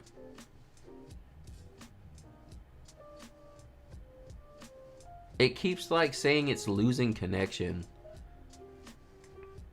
But I'm clearly over here on the internet, so I guess it's Dropbox is beefing. I don't know, y'all. I don't want to have to cut it short, but if these things don't download. But yeah, so the GFX handles all my tighter shots because generally you expect tight shots to have a lot of background blur. And then I use my X-T5 for my wider shots because wider shots aren't going to have as much background blur just because you're not as close to your subject most of the time. So it works out. Like this would be a GFX shot and then this would be an XT shot. And because it's all Fujifilm, like it pretty much feels the same. Like it all works. Editing it looks great. You know, like these wider shots look perfect. They have just enough background blur. And then, you know, the GFX just gives you that, ugh. And I feel like that's what you want from a tight shot. Any closer shots, you really want them to feel like, ugh, this is amazing. And then everything else is just like, wow, nice. You get more. So yeah, I love using the GFX and the XT in conjunction. I think it gives you a really great look. Also, too, you get the speed of an XT if and when you need it. And then you get the quality of a GFX. Do you teach classes in person? Yes. I haven't really done any of my own workshops or anything yet. But I'm open to it. And I'm trying to do more of it. So, but I've gone to bigger workshops like WPPI and Imaging USA and have taught there. So, again, it's not a problem for me at all. Yeah, this thing is not downloading, y'all. And I don't know why. It doesn't make any sense. How did you get to that shot of the couple walking back towards you so level? This here? Well, so this is edited. So let's see if I really did get it so level. Oh, the one in the aisle?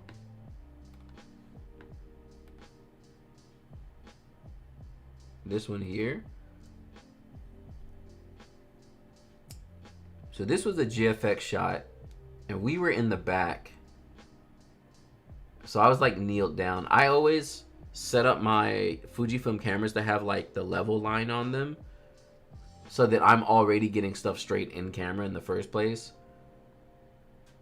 But I probably... Oh no, yeah, it's gonna... Yeah, because I have the level in the camera, like my shots are usually straight in the first place.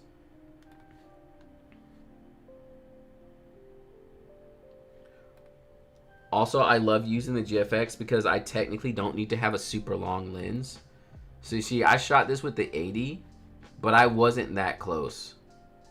Like, look how much I cropped in on that to get that closer look. But again, it's the GFX file. Like, I can do that, and it's still bigger than my XT file, so it's kind of whatever. You know, technically, I could crop in even more than that, really. I think I did that for this shot, too. Because, yeah, this was on the 55. So, it's even further back. So, yeah, I just punched way in on that.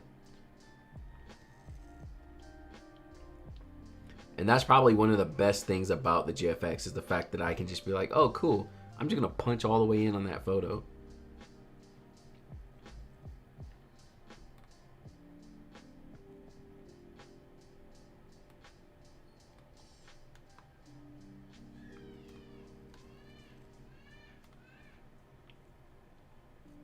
How did you decide which shot would be color versus black and white? For me, it's very much about the feel of the photo. Because even like this shot was a perfect example. And we had something like this in the live stream too. Personally, for me, anything close like this is a black and white automatically. Like they're always going to look good like a black and white. So for example, when they were doing their ceremony, when they did their rings, I normally like to black and white those photos. Actually, was I close enough for this one? Oh no, I was at an angle maybe.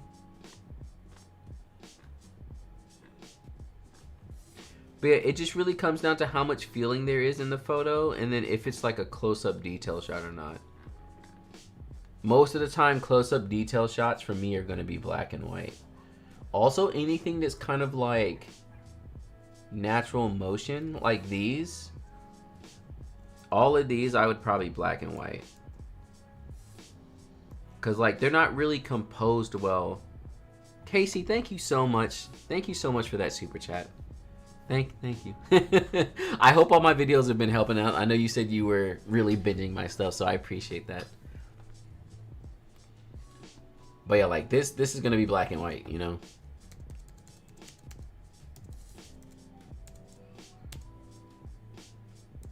Look at this videographer just all up in there. Let's see if it does it. On average, how many images are you delivering in a wedding? Wow, it's gotten so good. Wow. That was really good.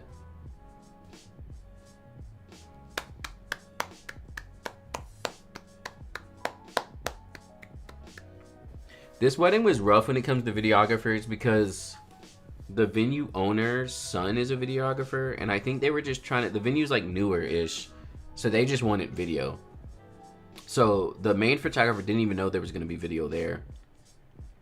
So they start, and there's only 2 dudes. It's like, whatever. And then by the time we get to the ceremony, there's like 2 other dudes. There's like 4 guys. So they're covering like literally every angle for the rest of the night. So there's always a videographer somewhere. And I was just like, wow, that was really good. I was not expecting it to be that good. It's like it's only getting better. That's crazy. Do you have a wedding tomorrow? I do not. Okay, let's go back to this question. On average, how many images are you delivering in wedding album? Are you upselling? Are you giving them all edited? So yeah, so I generally will give couples whatever's good from their album or for their photos. So I'm shooting about 4,000. I'm delivering between 850 to 1,000. So I quote all my couples an average of 650. Oh my goodness, it stopped again. It was like halfway through. I think there's something wrong with Dropbox, yo.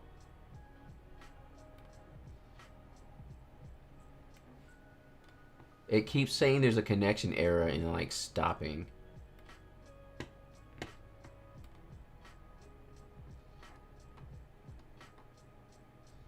Is there an easier way to download all this?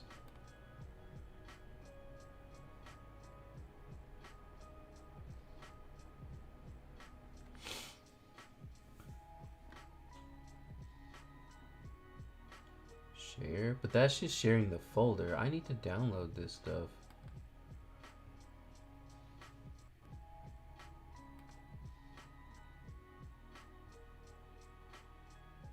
Bro, what is the issue? Oh, I wasn't doing the whole Dropbox in the file folder because I don't, my laptop didn't have enough space. But now that you mention it, I can go back. I don't even know how to set that up anymore. Isn't it in your settings?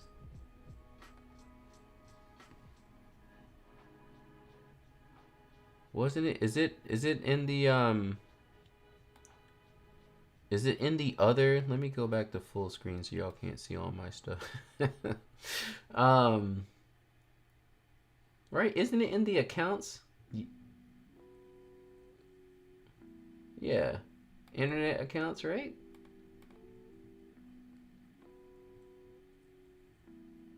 Now because of you, when Lightroom is lagging, I say, oh, come on. Not Beach Ball. I think you do it through Dropbox. Yeah, I haven't done it in so long that I don't remember anymore.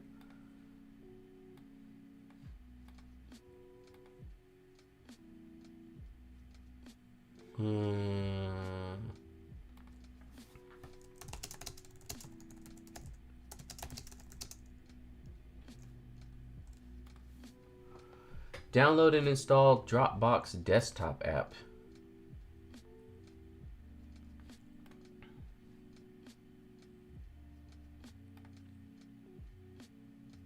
Cause yeah, I have 8 TB in this boy now. I got the space.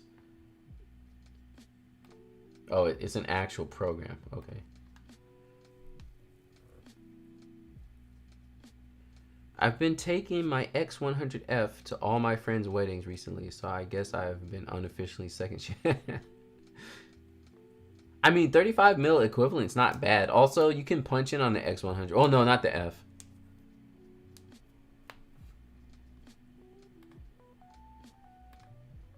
Okay. We're gonna install Dropbox, because I haven't done this in 50 years.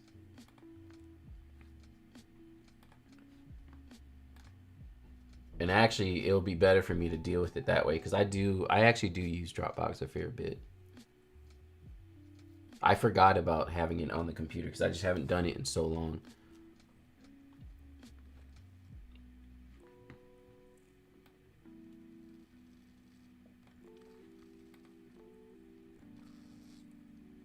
Hey, JC's in the chat.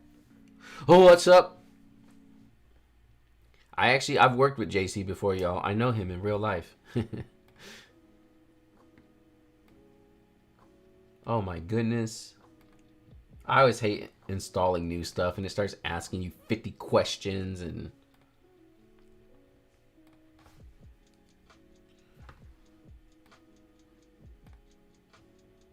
Actually, y'all, when JC seconded for me, it was kind of like I was so I'm still sad about that, bro.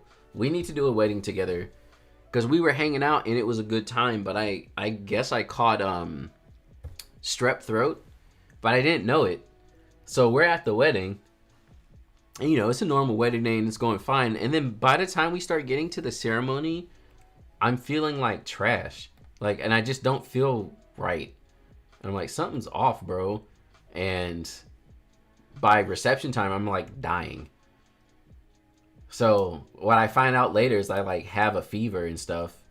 So I was gonna hang out with JC, but I had to dip because I was like dying. I feel so bad. Choose folders to sync. 400 gigs. I guess I could just sync everything. May as well. Wait. Wait. I didn't choose if I wanted to sync everything.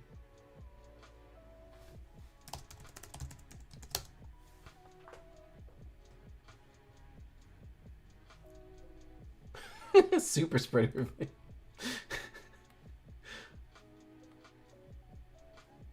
Yeah, it was bad. Like at first, like the day started and I was great, and then like as it went on, I just, because I had a fever, it just got worse and worse. Actually, with Dropbox on the computer, I don't know. Oh no, it does have file requests. Nice. Whoa, it has all of them. What am I looking for? Here it is. There. Download it through a direct connection. That should be the answer there. The question now is how long is it gonna take?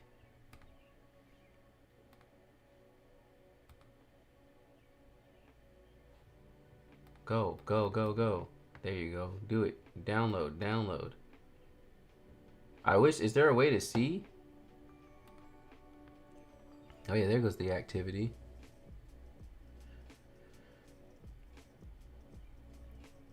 Is there like settings?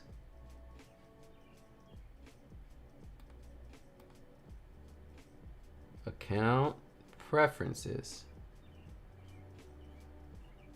Dropbox forcing, yeah, like, oh no, for some reason it won't download. You can't download it. I think you need the app. Thanks. Poison ivy. Oh no. I be telling my wife it's just allergies, and she'll be like, bro, you need to go to the hospital. Let's see. Network. Custom bandwidth settings. Dropbox manages bandwidth.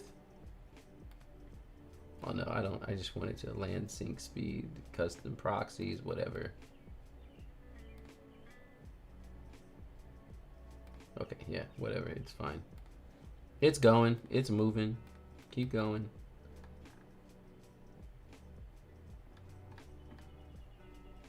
It's doing its thing now. We have some kind of movement, so that's good. Unlike before, when the thing was over here hating. Oh my goodness. Not having any screen space is the absolute worst. I don't know how people stream with a single monitor if you're not using an ultra wide. Grabbing a bite, getting ready for seconding today. Nice.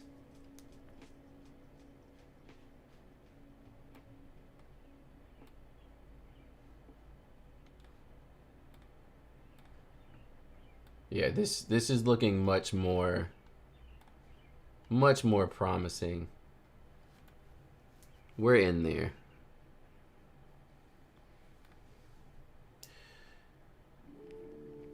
I hate to take it up a bit room, but putting the Dropbox on your computer is a life. Yeah, I mean, yeah, I need to just start doing it more often. Really.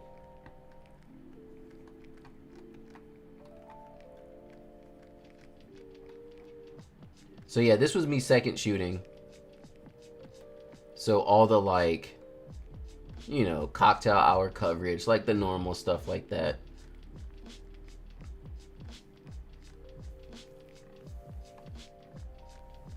And then that's the main photographer. She second shot for me a couple times.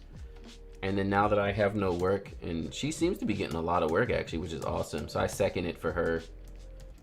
I've been seconding for her a lot actually.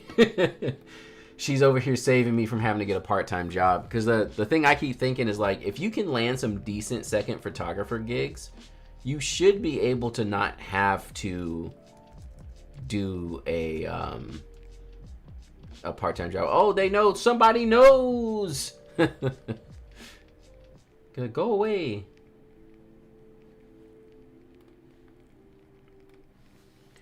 This shot is dark, but it's GFX. Look at that dynamic range.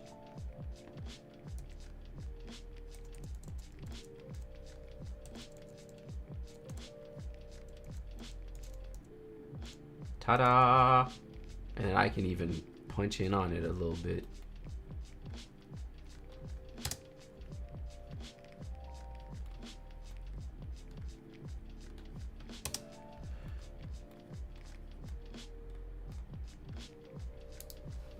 Oh, is it done? Nice. That was fast. And it should be, since I have 900 down on my download speeds. What are your thoughts on Lexar professional workflow? I've never used anything Lexar before, so I have no thoughts. Dropbox, we got him. Here we go. Boom.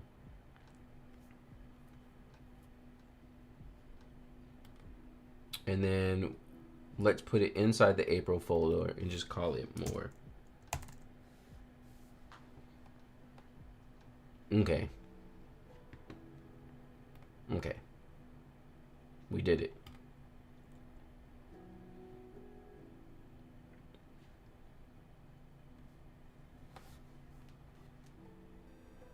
Oh, y'all got some banger shots in here. Y'all came through. Y'all were like, oh, you want photos?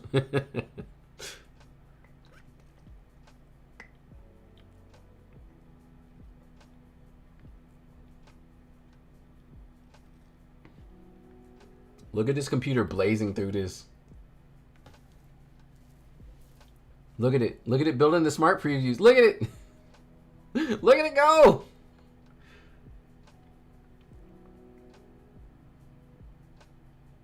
It's like M4 Max, Max Studio. I'm done. Great job, bro. You did it. That was on 95 photos too. Like, that's a pretty good amount of photos. I remember these, maybe? Oh, yeah, it's Javier. Now, look, man. Don't have people calling me. Like the last time. You said, oops. Do I need to delete photos? Don't do it to me again, bro. Oh, okay.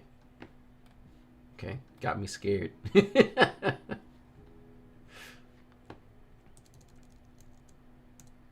Got me over here scared for my life. So much orange.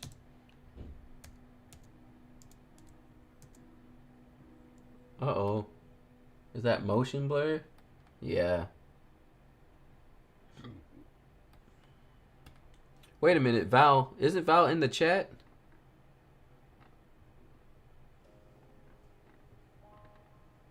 I can't remember. But, so here's our before and after. But this is kind of what I was talking about before with the whole, you have to be at ISO 100. Yes, you are. Okay. I don't know if these are auto settings, but that's what happened with the little tiny bit of motion blur is the ISO 100. We could have raised that just a tad so that shutter speed could have come up. Other than that, though, this is a gorgeous shot. There's our edit there. Oh, nice.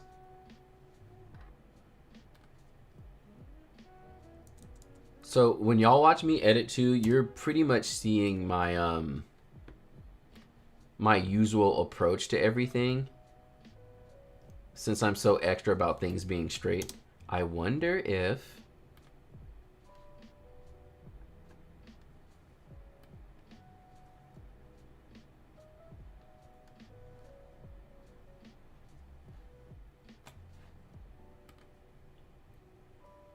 oh, that was your first wedding? Nice. Oh, so you're like, oh yeah, I know that, John.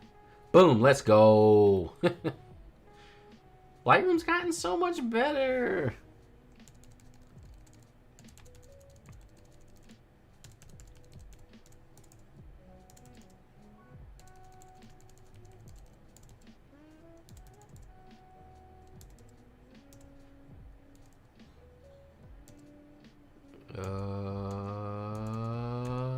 Yeah.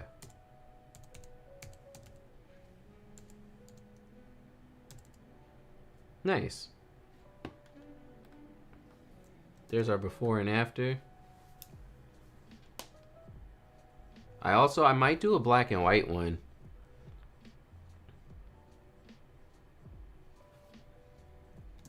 Lightroom out here doing the thing, yo.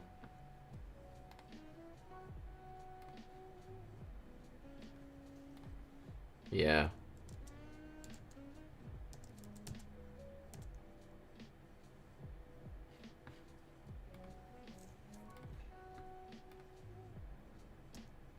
It's a tough call. What do y'all think? Color, black and white? Yeah, I like the black and white.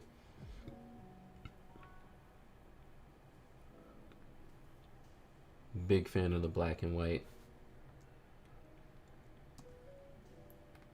Definitely too, like, get it extra grainy.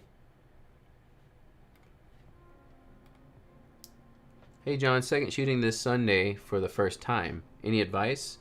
The biggest thing is just make sure you're approaching it not so much as like photos for yourself, but more so supporting the main photographer. Like, obviously get banger shots, but really just really focus on what the main photographer wants. And then just take your time. Like, don't be freaking out at all. And it can be hard to do, especially if you don't shoot too often.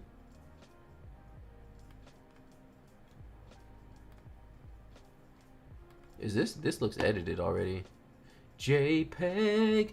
But I did tell Byron to go ahead and put it in because I was curious about how my natural fills for JPEG worked out on it.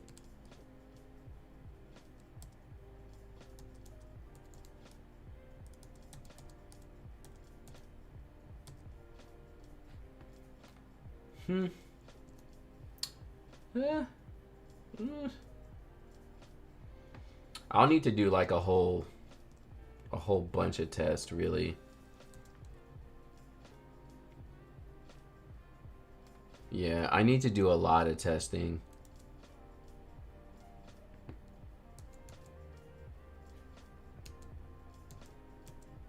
Cause I think the color profiles for the different cameras is going to make a big difference.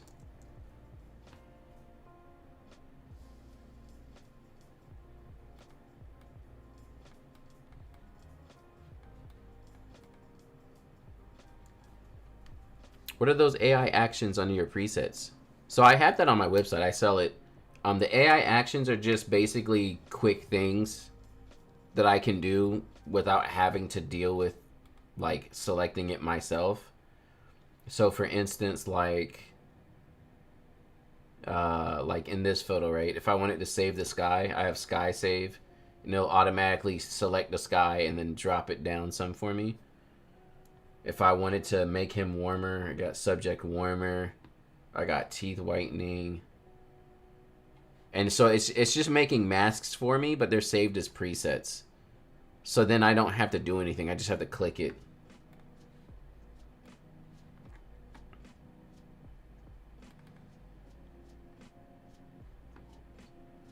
I swear, man, you be shooting people and I be like, I feel like I know these people. Like, I almost feel like I second shot with you. I don't know why.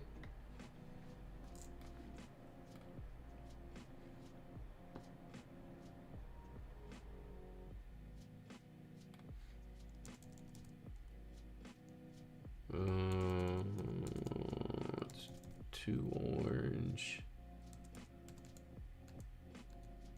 Wait, oh, it's a TIFF. It's a JPEG. I was like, what is... Let's...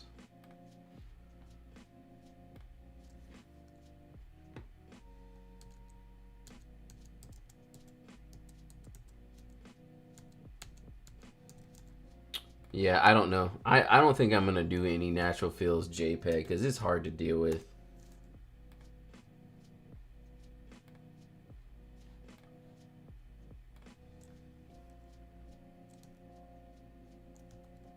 It's really hard to deal with. Like, it feels like it's working, but those greens aren't. So yeah, it looks like it's specific to classic Chrome. This is crazy. I don't even know how I would edit this. It's a dope light painting type photo. Yep, buying those right now. I could dehaze it some maybe. Yeah. And then drop the saturation a bit because of the dehaze.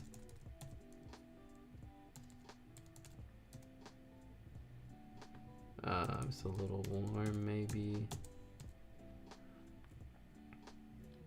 I think this is front curtain, right? Because I tend to shutter drag like this with front curtain, and it covers up people. Back curtain, at least to my understanding, is it doesn't go in front of people, right? Kind of want to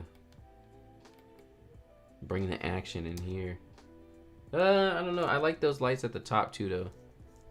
Black and white? Yeah. Cute.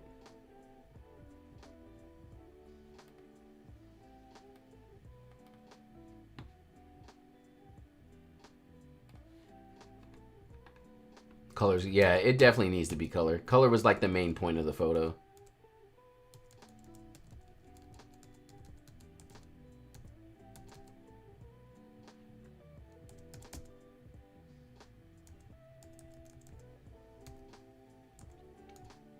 This is one of those shots where, like, as a photographer, you probably got both her face and then also her hand in focus.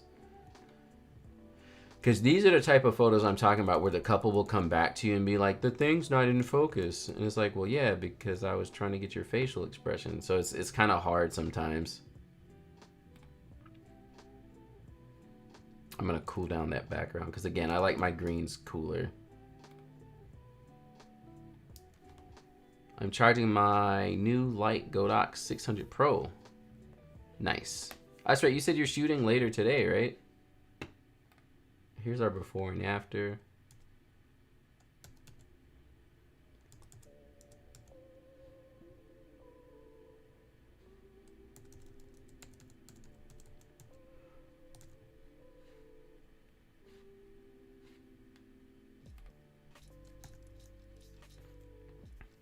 nice.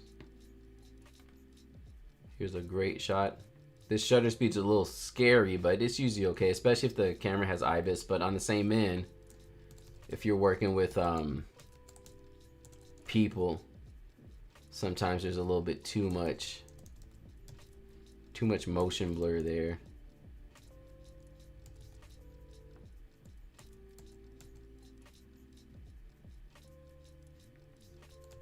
I sucked too much orange out of it. Center them up a little bit more. But I've been doing so many studio gigs that I completely forgot to charge it. Oh no. Here's our before and after.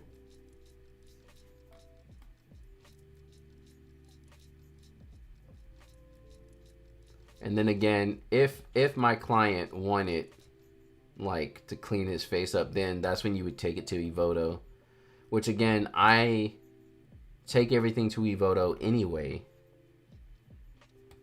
But, you know, especially if you had something you needed to clean up. How do you feel about no stand flashes at events, just off camera, flash on camera? So for the longest time, I only did on camera flash, and that wasn't a problem for me. I've been recently doing more. I've been doing more off camera flash, but I still have a flash on my camera. So using just on camera flashes, I think is fine. Anyone who has an issue with that is lame. I think it's fine just by itself. Let's see, I go to male. We can turn his freckles up and acne.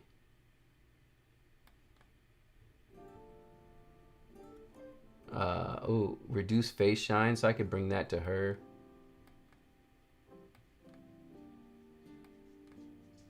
I don't want to reduce it too much. Dark circles, eye bags, lower eyelids. Oh, I see. Wow. Go back to him. Forehead wrinkles. Oh, look, it took rid of the dots too.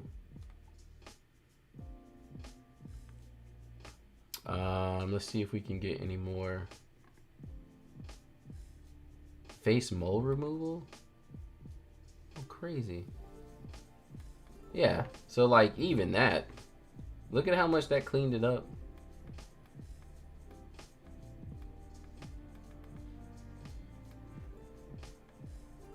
And like I ain't had to do anything, you know? Like Evoto's good, y'all. Do you like it better? I'm half and half. I've really been liking the off-camera flash recently. It comes in handy. So I don't have a huge opinion on like which is better or the difference between the two. It's kind of whatever to me. I think you can get a little bit more dynamic like contrast and stuff going on if you're doing off-camera flash, since you can have, I usually shoot against my flashes, right? So if I want to shoot in a specific direction most of the night, then I'll put my flashes in the back pointing in so that I know I'm shooting against them, and my on-camera becomes my fill light. So that works out for me. And I do like the way it looks, but generally I'm kind of down with anything. So for this, I'm going to already start with auto.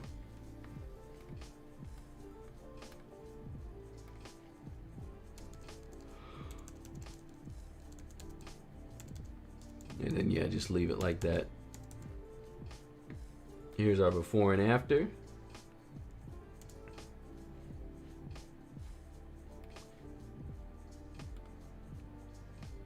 Last three, yeah, those are great shots. I love these two. Good stuff. Did you see the Evoto stuff too? Like, it really cleaned it up real quick. That before and after is kind of crazy.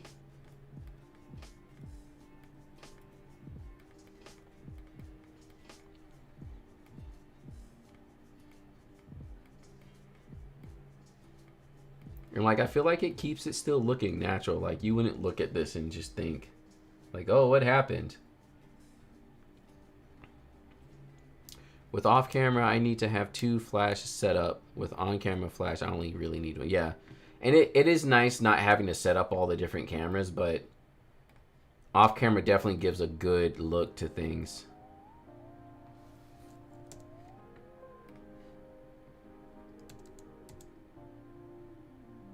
Look at that tungsten light.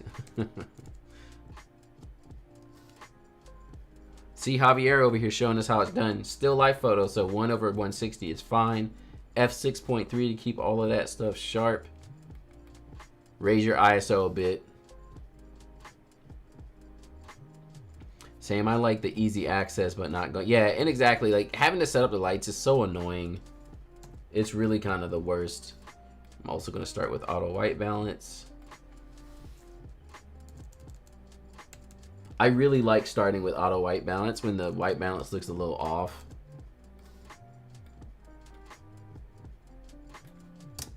Punch in a bit. Here's our before and after. I'm about to start putting a little bit of speed behind these edits. Cute. To me, this would be black and white. No question, but I guess I'll do it in color. This is also another auto white balance to start out just to see how it will go.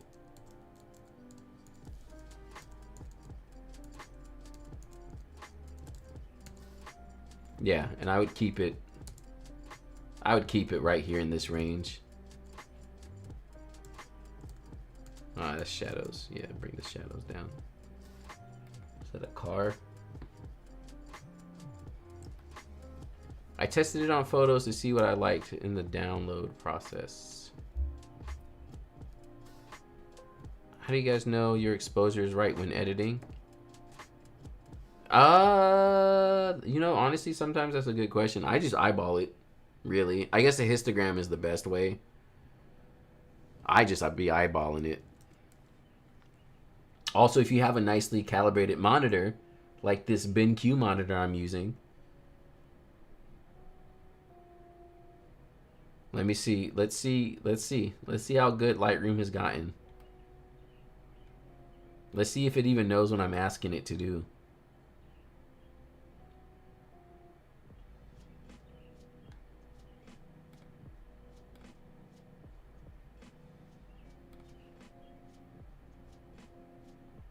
It's pretty good. It doesn't make any sense, but it doesn't stand out as much anymore. Let's do a black and white version.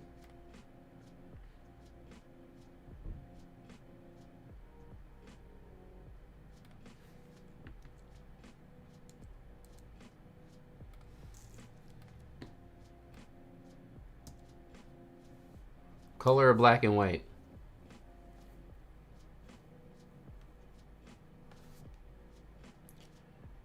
Shooting getting ready photos inside, would you always turn off the lights and shoot by the window if possible? Yeah, if I can, I do.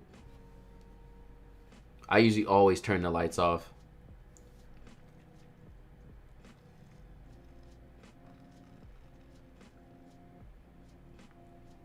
Yeah, I'm more of a fan of the black and white. I don't know why. Certain smaller, intimate style photos for me are just black. Like this is black and white. There's no question. Uh-oh, what happened to my chat? What am I across? What happened? The black and white leads my eyes in more. Maybe that's the difference about black and white. It makes you focus on like what the subject is because there's nothing else. Oh, did my whole stream die? Oh no, we still here. But yeah, there's nothing else that like can distract you from the photo. So like you'll usually probably aim for the subject more so. Yeah, overexposing just like changes the colors. It's weird. This might help from some, yeah, suck out some of that yellow. Here's our before and after. Maybe raise the highlight so it's shirt Gonna dip out. Thanks for hanging out. we here. Now, the only reason this won't be black and white is because you have like flowers and stuff. Once you start adding in flowers, you kind of need the color. Black and white can still work, but it's not the same. Because at that point then, it's kind of like you're missing out on the point.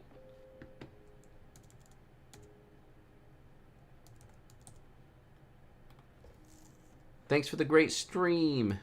Gotta head out. Thanks for hanging out. You're like, black and white works, but I don't know. I mean, I guess it works. I guess it's fine. I don't know. This is the one I quick edited. It's a little too bright.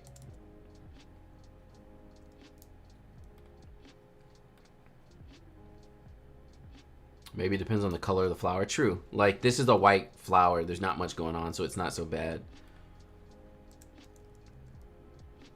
Cute. I guess we would crop it differently.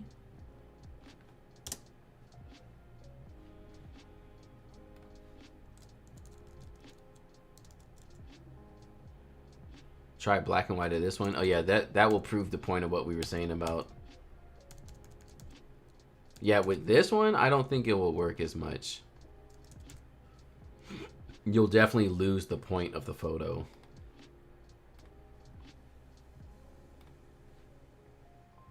Like, it just... There's like no point in having black and white when there's flowers in it.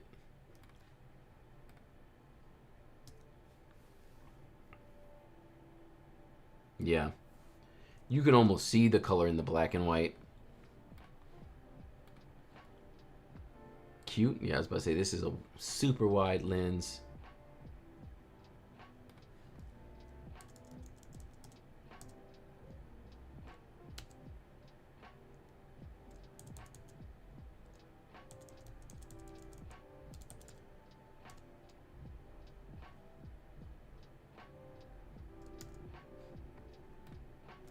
Here's our before and after. Have to add out, but I submitted 2 pics. One picture needs major saving and bad light. Matthew's house. Oh yeah, nice. I mean, this live stream is gonna stay live, so feel free to, you know, come back and rewatch it.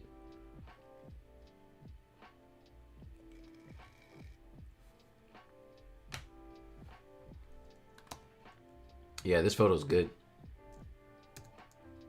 This is all Javier. That's why I'm blowing through these pretty quickly.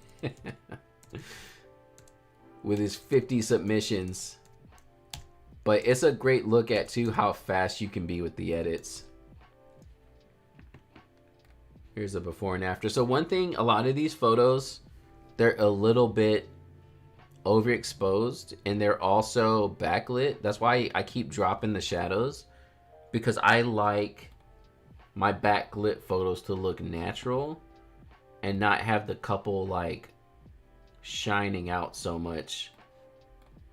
Like, you can tell the light's behind them, so you know naturally they're gonna be a little bit, you know, darker. Like they're gonna be in shadow.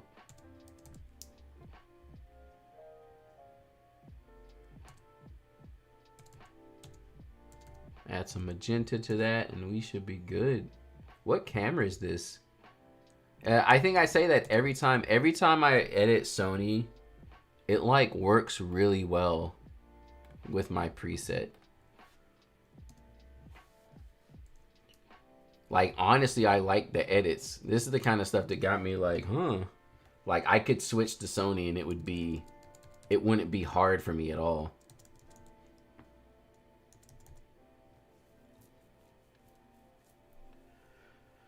Apologies in advance. Some of mine are bright. It was full sun too. I mean, yeah, it is what it is, you know. A74. Nice. I mean, yeah, these things look clean, bro. Extra clean.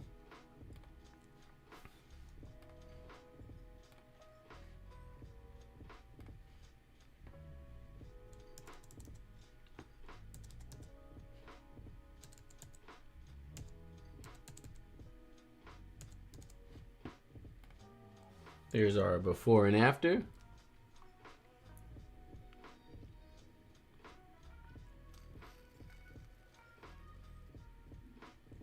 Not really a fan. Yeah, I feel like I also wouldn't be a fan of Sony. But on the same end, like,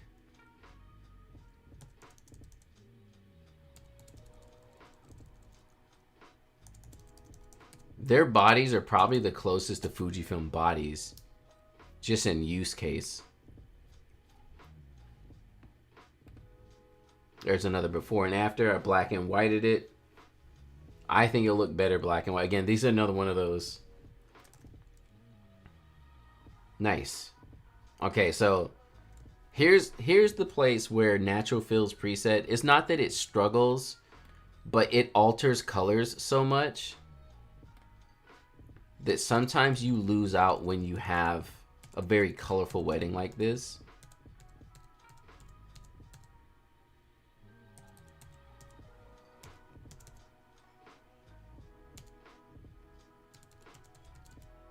Actually, that's not so bad. I was thinking I was going to be over here fighting with the white balance. If anything,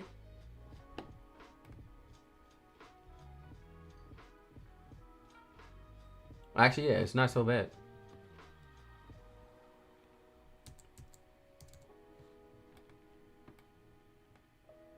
And then, yeah, ISO 800. I can see it a little bit, so we can come in here. And we can denoise, I don't know, 35%.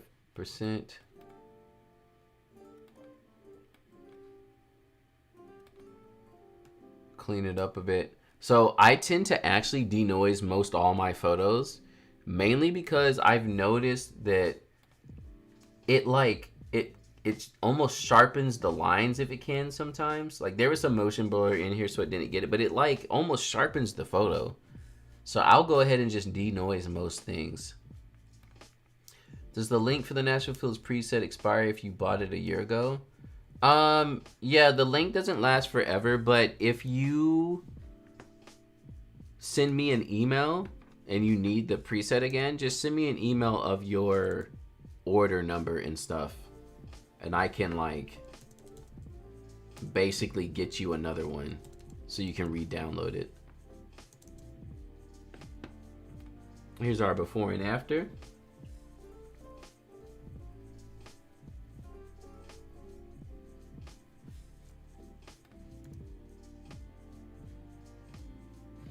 Is this tilted? Lightroom doesn't know either. Like the background is, yeah, she felt a little tilted to me.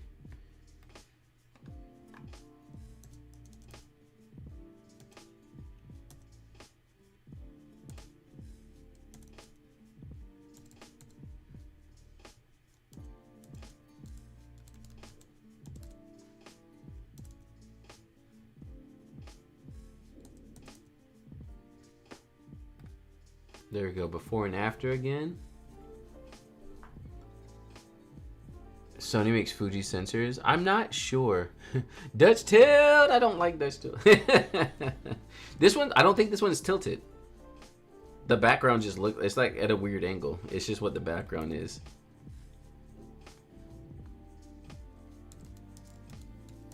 Man, these overcast days, I want to love them so much. But then they create,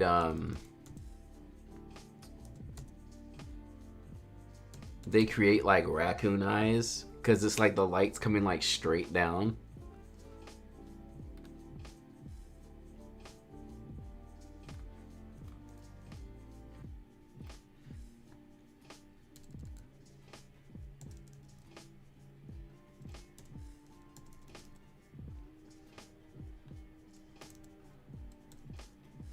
Here's another before and after.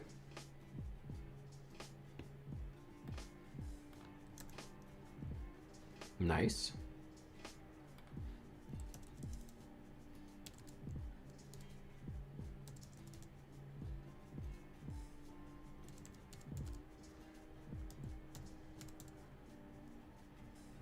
Yeah, these are all really easy to edit.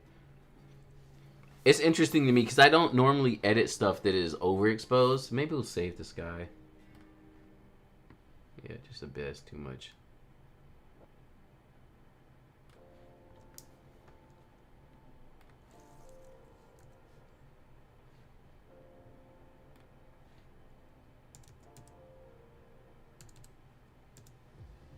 Put a little bit of black and white action in there. This one also gonna be black and white.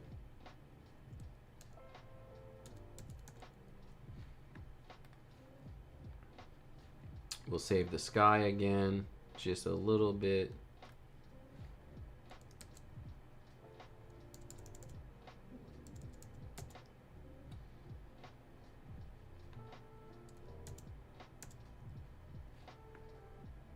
Javier out here making the money with these shots.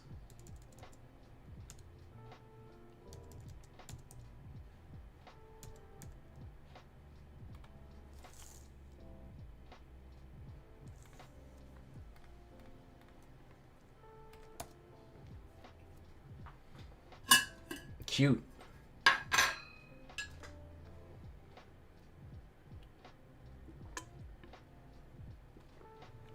So much thirst.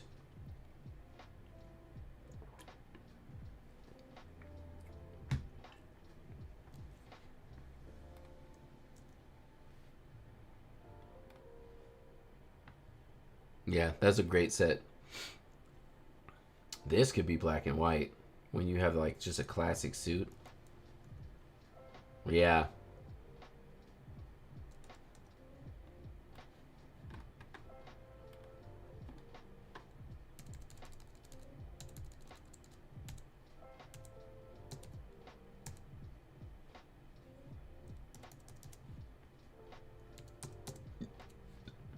Here's our before and after.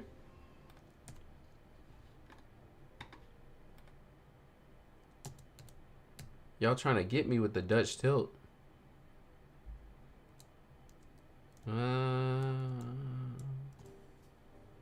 Trying to get me with the Dutch tilt. I don't want it. I don't want it. Need magenta to fight them greens.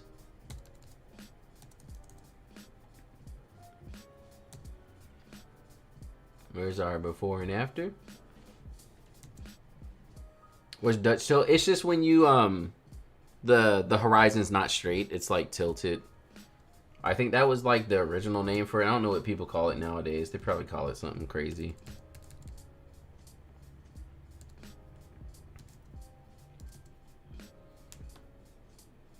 Some posts are not level.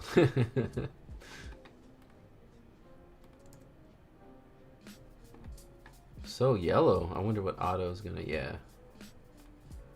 Oh, see, I'll add some yellow back in.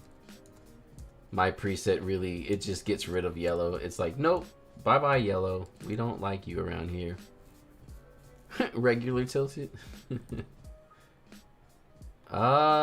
This is not gonna totally work as a black and white.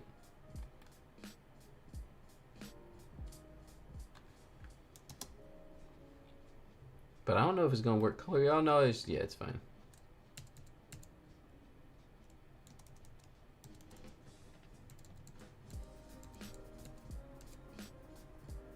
Bring those shadows down, but really emphasize the light behind them. We'll save the sky again too, just a bit, yeah. Actually, I kind of want more sky.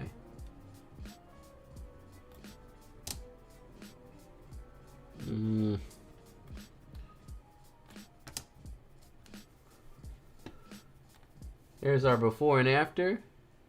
Anti-yellow and magenta man to the anti-yellow.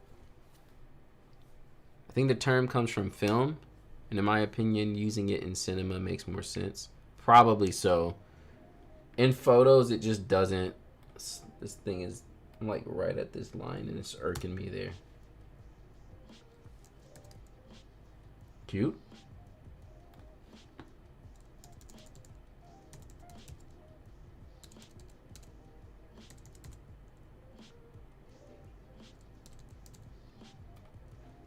This is Javier. See, really good wedding photographers especially when you're doing bulk work. You're gonna be sitting there banging out the same shots every time. Like you get it down to like a science, and then you have the shots you're gonna do, and then you just perform them all the time. Javier did some good marketing for you because I'm ready to go buy the preset. I mean, yeah, these presets, again, if I switched to Sony, like editing this stuff would be easy. I would have no problems whatsoever switching to Sony, aside from just getting used to the cameras or whatever. I think that's my monitor, my second monitor, which it doesn't matter because I can't do anything with it right now anyway. My brain shoots on. I mean, yeah, I'm the same way. I'm so much the same way that one of my second photographers who shot with me extremely often, she would pretty much tell me where I was going to take certain photos. Like, she knew exactly what photos I would take and where I would take them.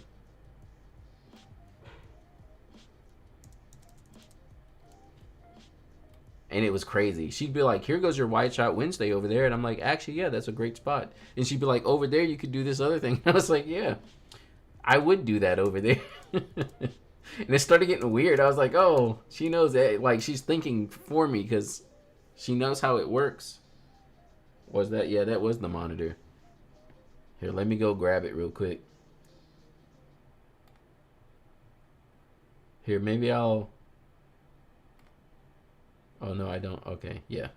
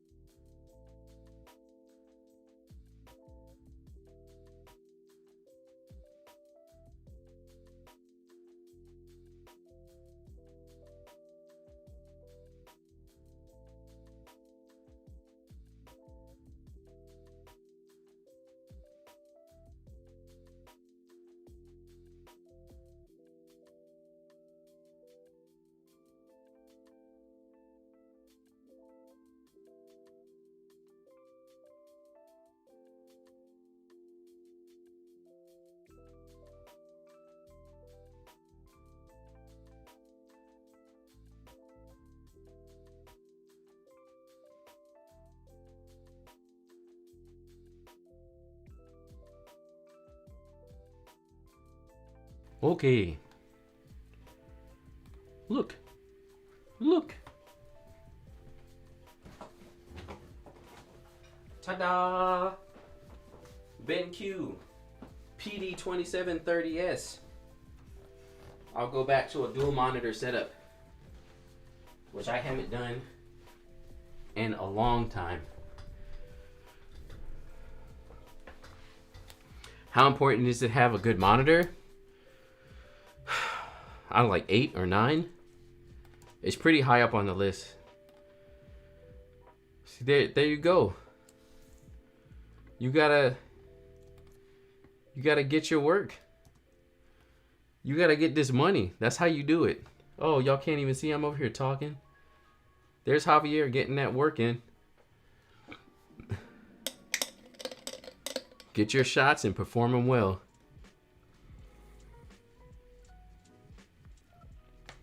Yeah, if y'all stick around on the channel, I have a review of this monitor. It's a new one. It's nice. It's 5K. This thing is sharp, bro. So good. Half of these 95 photos is Javier. Oh, that's the JPEG? Oh, we can compare edits. Is this more Javi? No, this ain't Javi. Yeah. At this point, Javi, I know your photos. I can tell them. Oh, this is black and white right here. So good.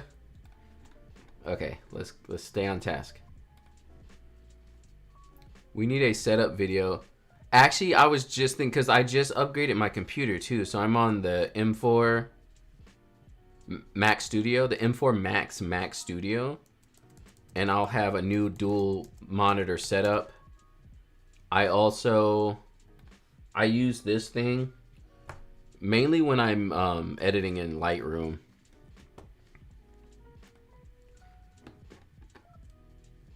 That's my goal, to tell people. Yeah. And that's like, that's how it should be. That's what, so I was talking with my intern the other day. We were just having a meeting, because really the biggest goal is to help him learn how he can turn photography into an actual job, you know, long term.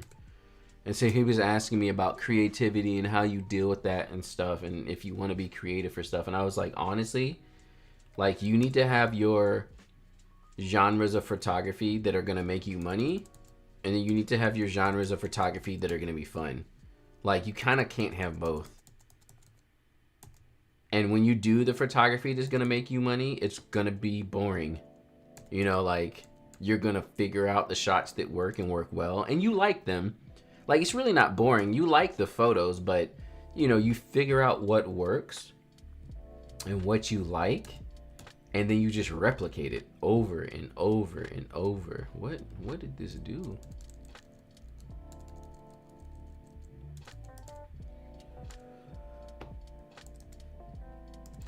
So again, talking about Javier, like, you already see it. You got boom, boom,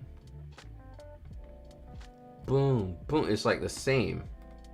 But that way your clients can, like, I saw the sensor spots. Your clients can know what they're getting too, you know? Like, they don't have to be like, I'm not really sure. Actually, it's black and white. I have a whole gallery that needs editing also. Yeah, just send the gallery. Oh, nice. Luckily, they're like flat enough that you can see them. I hate when couples dip, but they dip. I guess this is just how people imagine a dip in their head. They like swing the dip. They don't just dip down.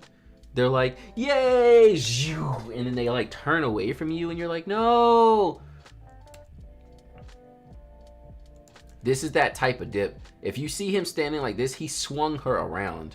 Luckily, it ended up in a way where, like, you can see the whole thing.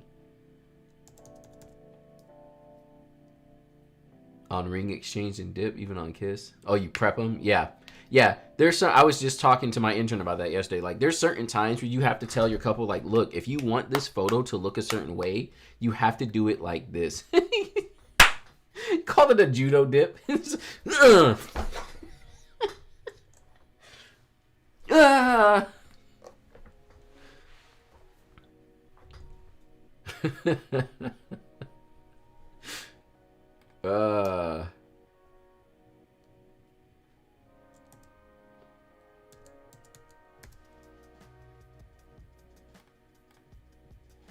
This is another pretty straightforward.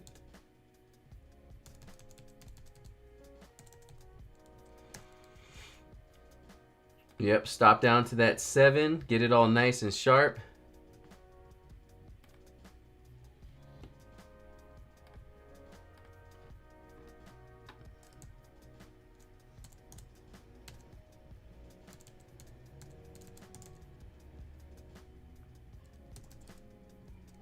What would be awesome, I can't do my dual monitor setup because my monitor arm isn't here yet.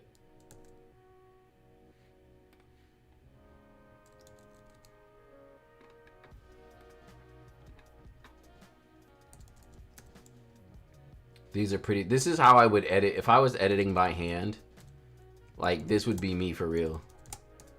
This is how quick you should be able to edit. If you're trying to be a wedding photographer, like, you should get a set way that you handle everything and then just blow through it. Because it's a lot of photos. There's no point in sitting around for 50 years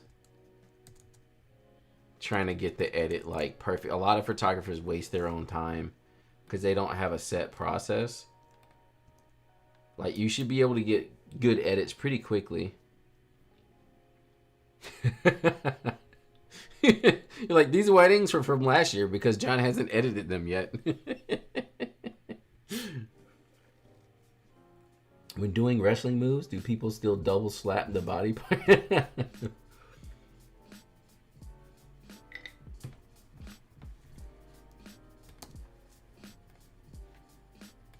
Is that all Javier? We did it. We edited Javier's whole wedding. Maybe I can save the sky for this one. Yeah, we'll turn it down a little bit. This one's super blue. But everything is just kind of blue in this one. I don't want to mess up the skin tones. So this is, everyone always gives me a lot of flack about how I compose. And I don't mind the composition higher on the ankles, but because it's like literally right at the feet, that's a little too much for me. But just a little bit higher, like here, I'm okay with that. When it's like right at the foot, I feel like I missed, and I should have just shot the whole thing. Here's that before and after. Again, the colors are pretty flat and even, so there's not much happening here. I saved the sky a little bit. Same shot. And so this one's fine. I don't mind this crop. I'm a fan. Now they are a little smashed in there. That's the only downside. Other than that though, cute photo. We'll save the sky again, just to give it a little bit of dynamics, but not too much.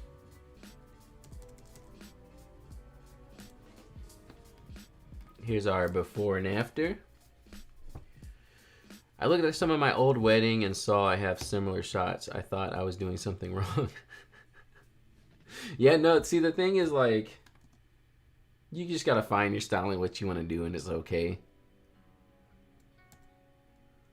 Oh, nice. This could almost work as black and white.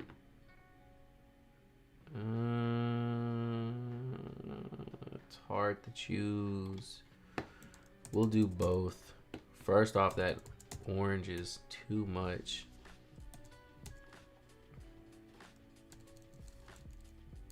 And yeah, it's way too warm.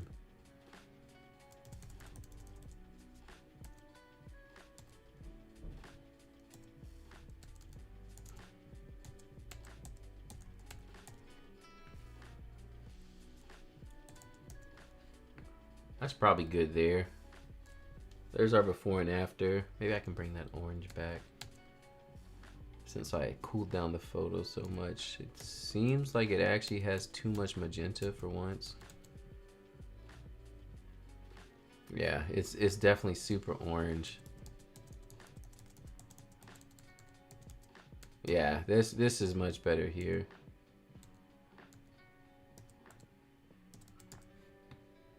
Here we go.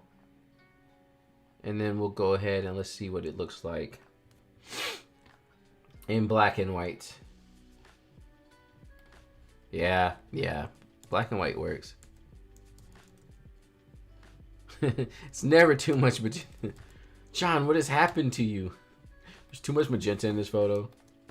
What's wrong? He's sick.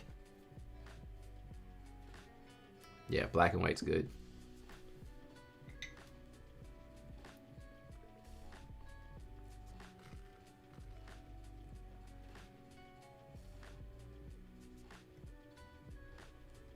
Is this the...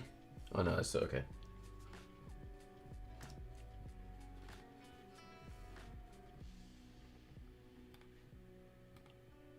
Oh wow. This is a little hard to edit. Like, you see the color change?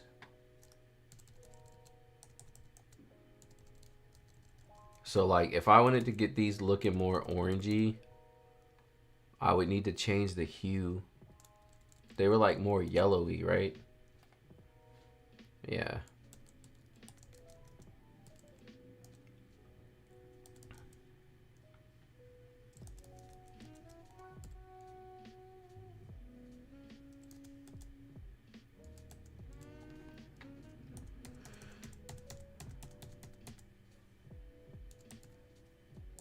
Oh my goodness, white balance. White balance.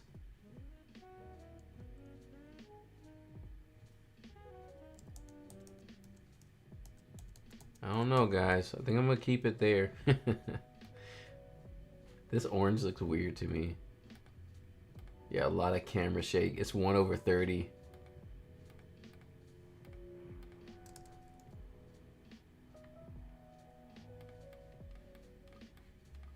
Nice and sharp in focus.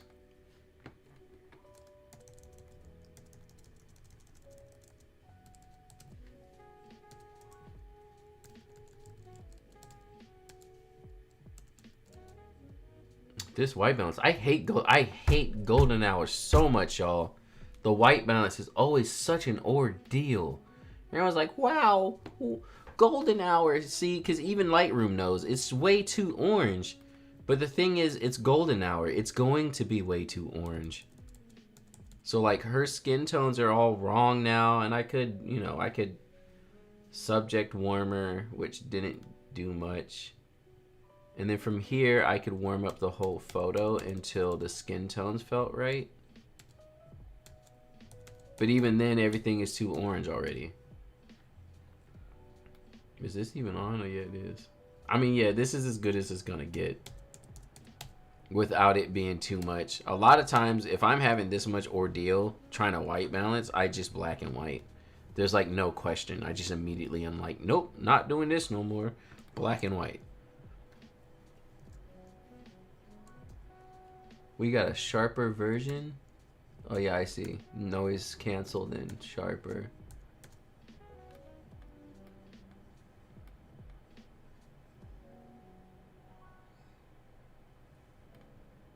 Oh, is that mainly the ISO? That's crazy.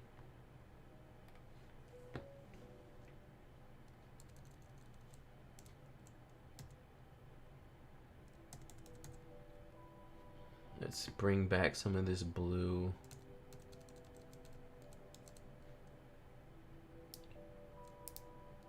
Black, yeah, black and white real quick.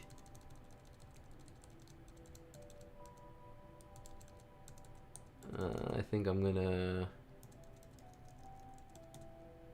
bring back the background just a little bit.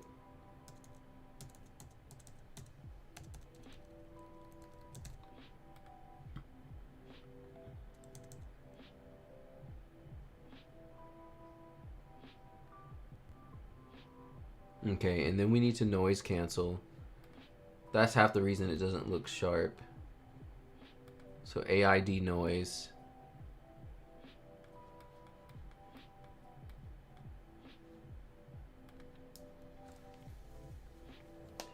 The funny thing is with AID noise, I pretty much just add noise back into my photos. It's just more about having the photo itself be nice and crisp.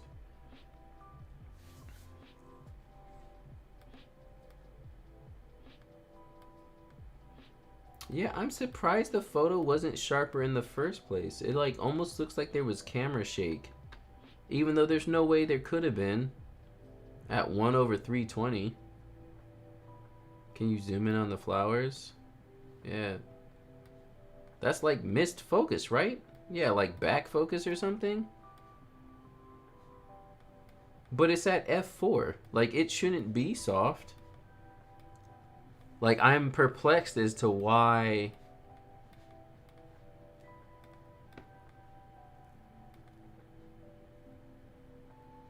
the rail in the back.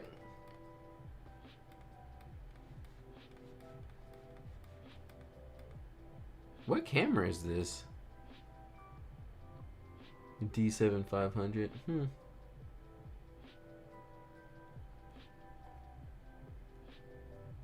Yeah, I'm not sure what happened to the focus either. The photo's great.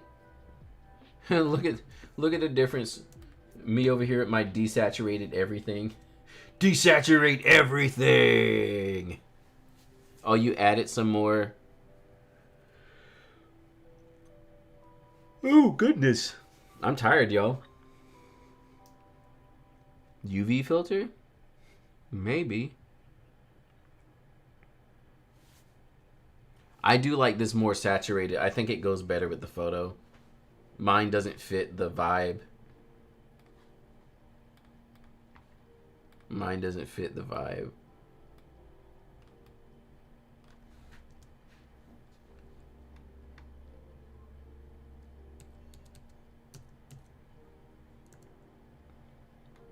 Cute.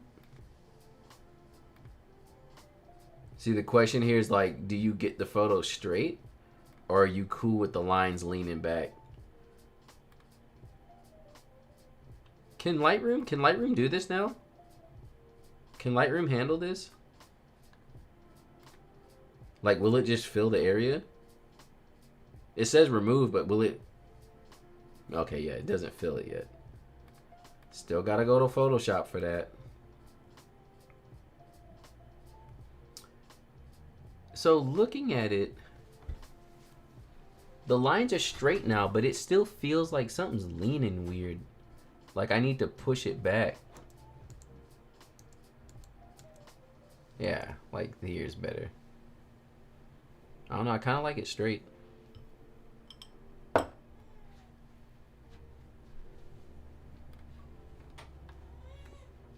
It's the lens distortion. Yeah, I can see it. Yeah. Need more magenta. There it goes. Put some shadows in there. Here's our before and after. It's actually just a little bit. Look, I'm eating on stream again, y'all. Like I always do.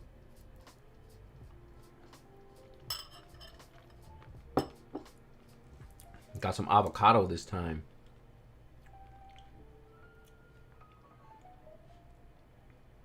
Yeah. I think I like it straight like this. And then, yeah, we would just edit in Photoshop. Everything's still asking me to allow stuff because I have not done anything on this new computer yet.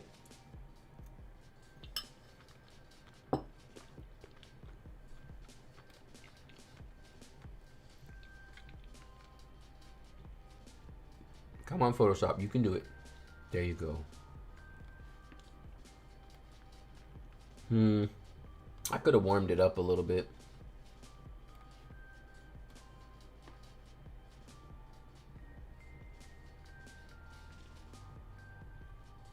Selection. Where's my lasso?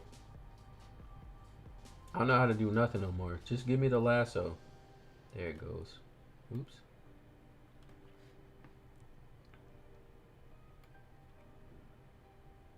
Slap some magenta and keep moving. This is how you edit your photos. Magenta. And go on with your day.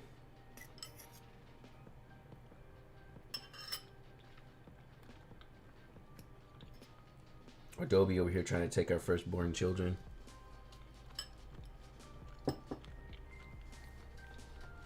Just for some generative fill.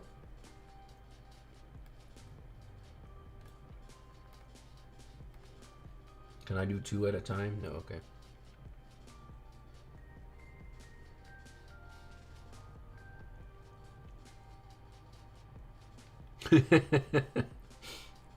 There you go.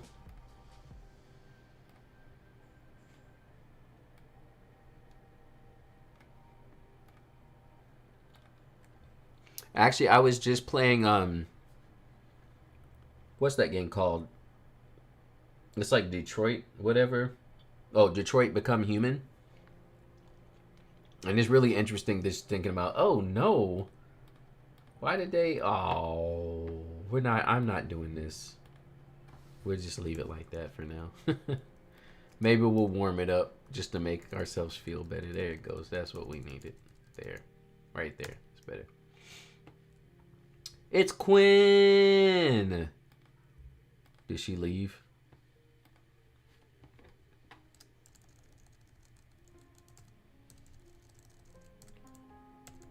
Warm it up a tad. Oops.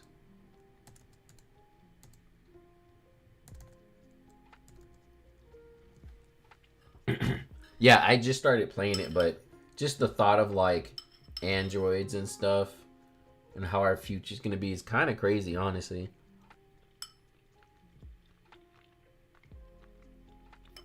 That's the main thing I was getting from the game. I was like, man, this ain't too far off. When did that game come out? Because the story in the game is set in like 2038, like closer to 2040, which is not too far from now. But honestly, at the speed that technology is going, like it could be like that, you know?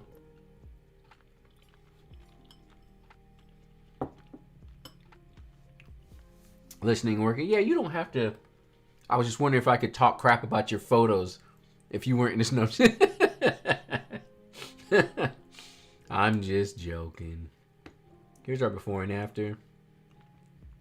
We're still a little orangey to my liking. It's like, yeah, she's not in the chat. They're not bad. What are you talking about? Your stuff is great.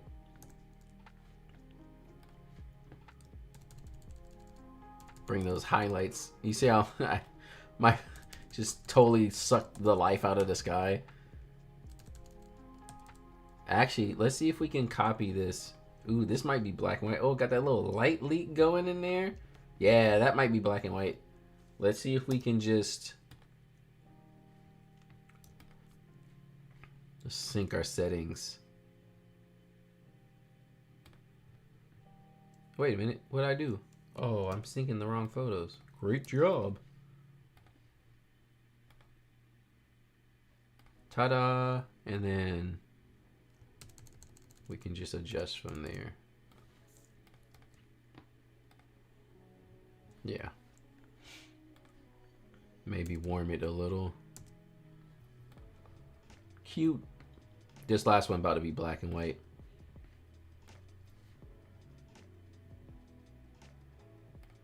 Very good. Yeah, the couple looks great together. Like, these poses are awesome because they're really, like, in there with each other. Yeah, look at that.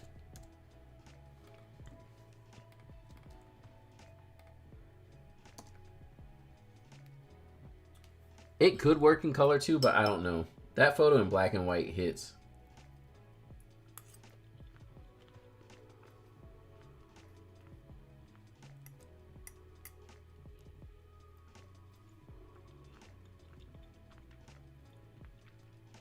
Yeah.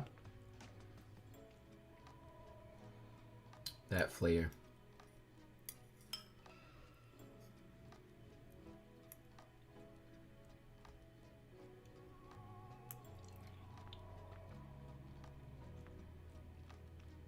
Oh, dang.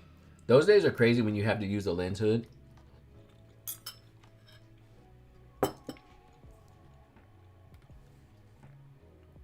So now that I've come back, I don't mind mine being desaturated. It took me a moment. Looking at them together, I was kind of bummed out. Prevents that. I never use my lens hoods, ever. I literally leave them in the box. Like, I open up a new camera and I just leave it. So when I resell stuff, it's like, look at this brand new lens hood.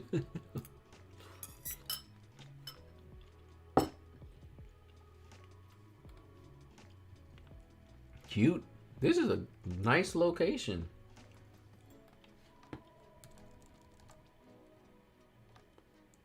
In a backseat. That's what I'm saying. Like, I don't touch mine at all.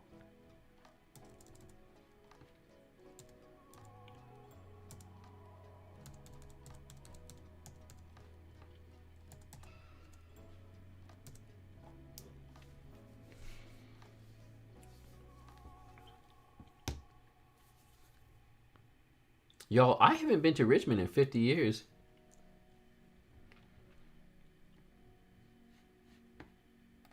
Oh yeah, Quinn, you started a trend. Someone else wanted me to come to one of their styled shoots. So, I'm doing that in like a week or something. Cute. That's gonna be the normal thing now. People are gonna be like, "Hey, I'm doing a styled shoot," and if it's not too far from me, I'm like, "Cool."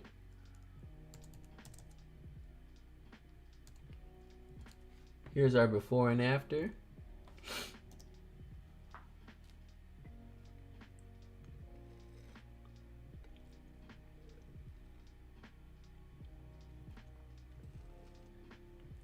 Yeah, another style shoot would be cool.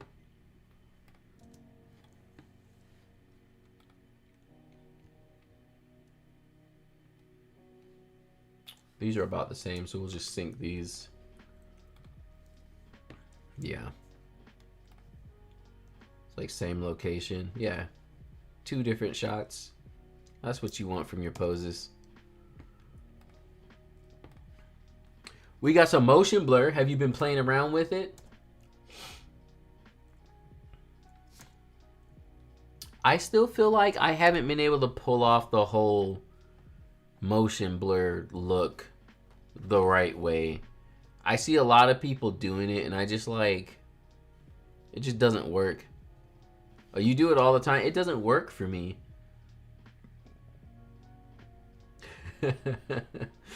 I did one on a shoot. I don't know if I still have it.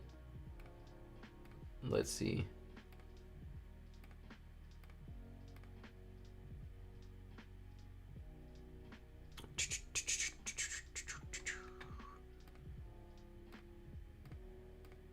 I'm trying not to be an old man. Actually, this wasn't it. I don't think I exported the blurry ones. Maybe I'll show y'all later. Yeah, I didn't export the blurry ones. I had a couple blur photos and they turned out okay, but I was like, yeah.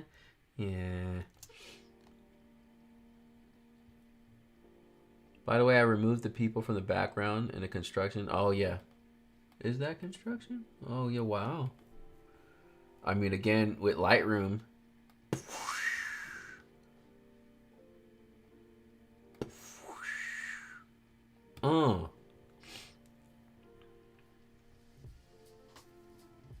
It's actually pretty good. Lightroom out here doing the thing. I gotta try and get with the times.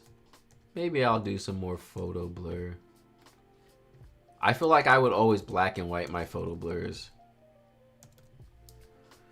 And I also feel like shots like these should be like, I don't know, tight and cropped in or something.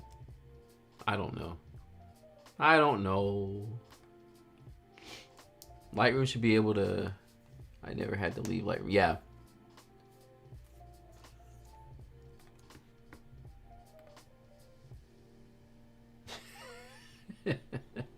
Headbirds! Yeah, I'm the same way. I don't mind the blur. So personally, out of these two, I like this one better. When you can see the blur of their motion, but nothing else is really in blur, I kind of like that. But it's also hard to pull off. Cute.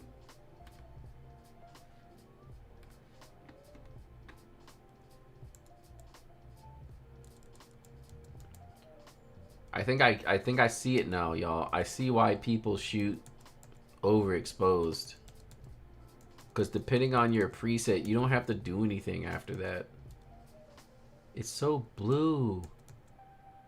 But I also don't mind it because if I warm it up, it's not gonna... Maybe I can warm up them? Did it work? That was fast. I didn't even see it do anything. Did it get it?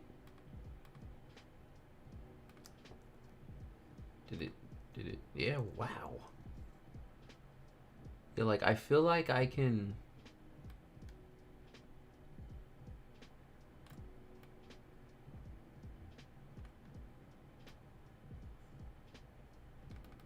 maybe hue.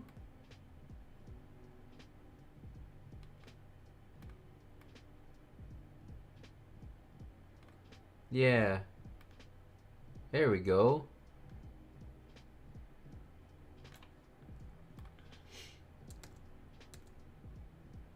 Save that sky.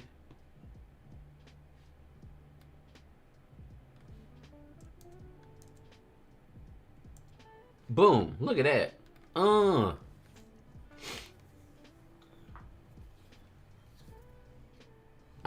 I'm abusing my Mac. Are you over there rocking a MacBook Air? It's like crying. Please make it stop. I would love to do like shot of couple in a busy train station or something, have the motion around them. Yeah, exactly. I don't mind those shots either. That's basically what happened. People were doing a lot of those shots, and then they started switching it to having the couple being motion. Nice, beautiful.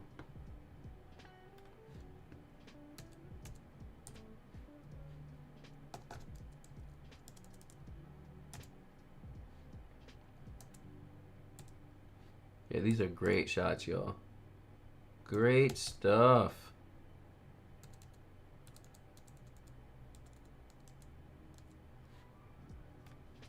Here's our before and after.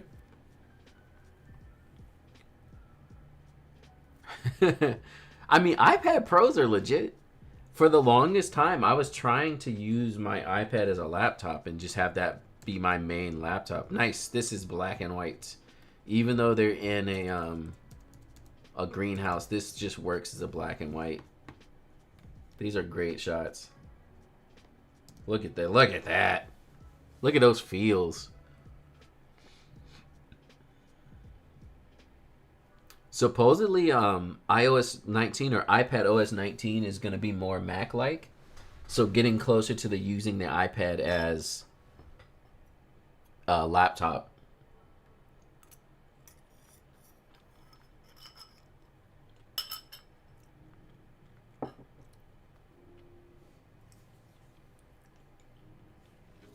Oh, yeah, greenhouse header pick? Yeah. I love a good greenhouse.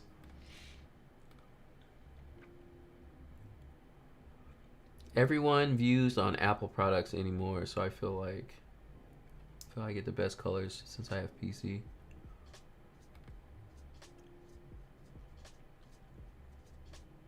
Wait, I don't understand.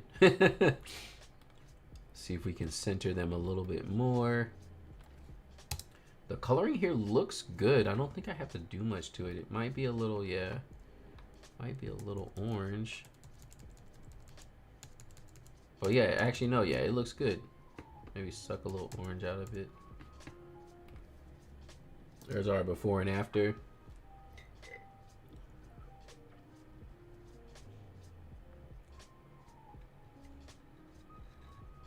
I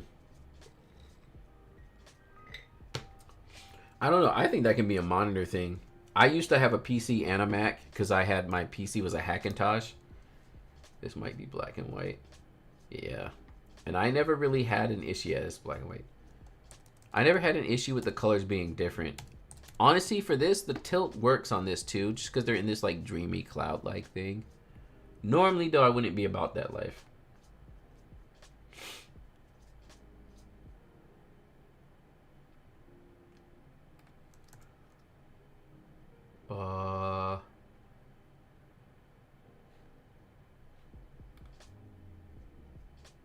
How do we... Is there just a button to like... Is there a button to rotate it? I don't know the button to rotate it. I just want to rotate the whole photo. Oh. Well, no, that's not. Isn't there a button?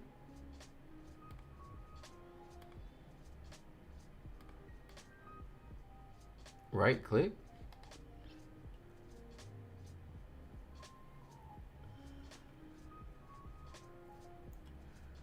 Do transform. There we go. As I go the wrong direction.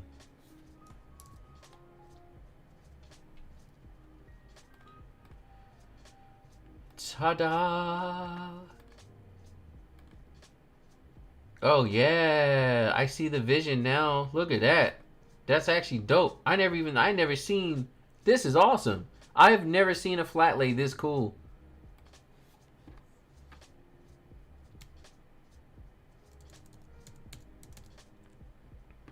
You got toes. Ah, get rid of them.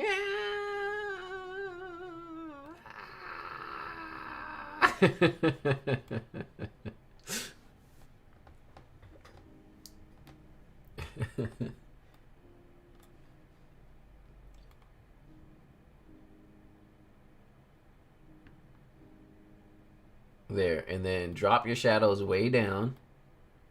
We want them shadows blackness. No free feet pick.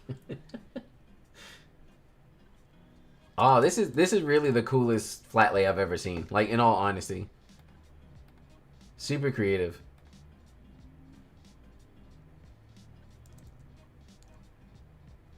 How cool. How good. Honestly, it would work in black and white too. This is really good.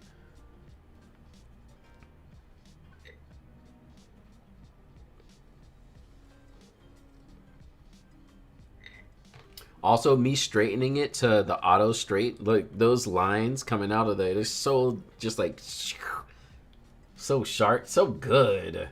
Everything dark here, so you don't have to. Is there anything else peeking through? I don't think so. Are there no more feet? Yeah, so what I did was I straightened the I put it in auto mode where it tries to get everything like perfectly straight. So with leaning lines and also slight like left and right and up and down. And so yeah, it made these very angular, which looks really cool. And you can see that in the before and after, like they're not fully straight here. So cool. Let's export it. Let's sharpen it. It looks so good. I need to keep going.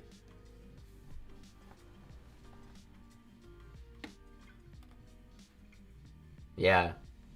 I don't know if y'all could see how sharp it got after I added my sharpening. Look at the text. This is why I sharpen on the JPEG stage. I feel like it gets so much more sharp when you sharpen the JPEG, not the RAW.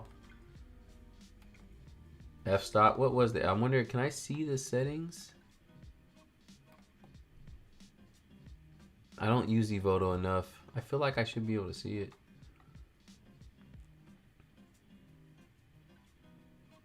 Honestly, having it with the black and white sharp grain would be good too. Yeah, have those shadows be super grainy. Look at it small. I love looking at photos small. It really look at that. Looks absolutely amazing. Probably have a sharper version I was picking through. Oh yeah, yeah.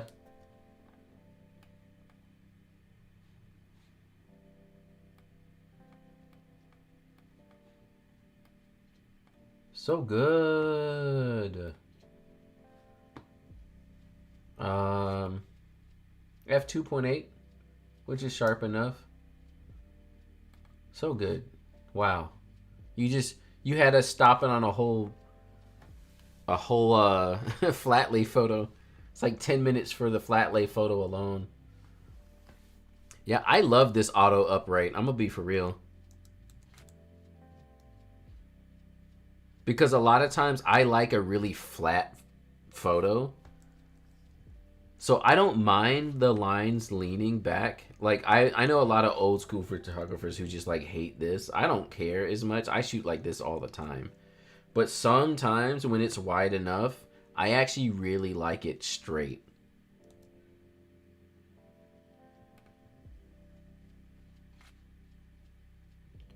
If I could shoot only flat lays. I know someone who like for their weddings, they just hire someone else to come and like handle the flat lays. And that's like literally their job. It's just to come and make the flat lays good. This is a great shot too. My goodness.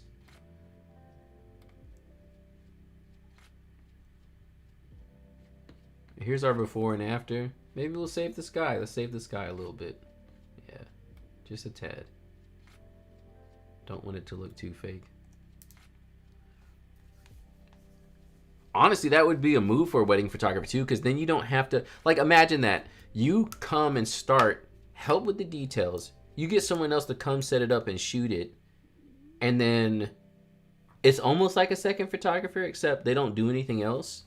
And then you can focus on everything else that's happening in the room while they go ahead and, you know, just finish doing the details. They get the details good and then they leave for the day. You probably could only make a couple $100 doing that, but still. Going somewhere for 1 to 2 hours to make a couple $100 sounds like a good job to me. Now, this one I don't think it'll work. We'll try it again though. Yeah, it's not the same. This one deserves to be black and white. What? This is, yeah, this is wide. 16 mil. The widest of them all. Yeah, I do like the last one better. But again, that's what, when something's wider like that, you kind of have to shoot wide. Getting close to stuff while you're wide is hard. Abby, I'm on your site. I really like the cake photo.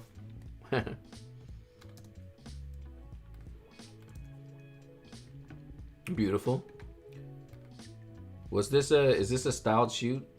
Oh goodness. Add the magenta. It makes the greens greener. See how the colors look okay now that I added magenta? Because magenta makes the world go round. Magenta is how the world functions. It's the life force of the world.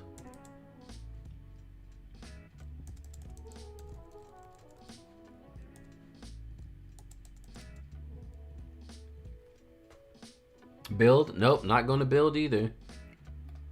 No one invited me. No one wanted me there. So I'm not going.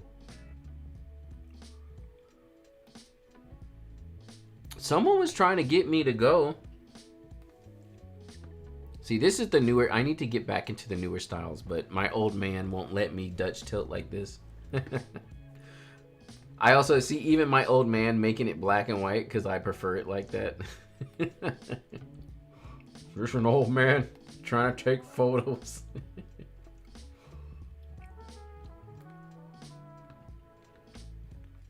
We about to go spying on Abby's site. Put it in the link it, or actually I don't know if the system will let you link it.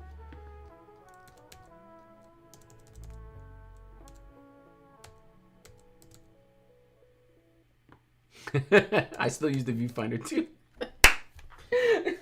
I love people like, you use the viewfinder? Well, yeah, that's how you take pictures, right? I'm so old, I still use the viewfinder.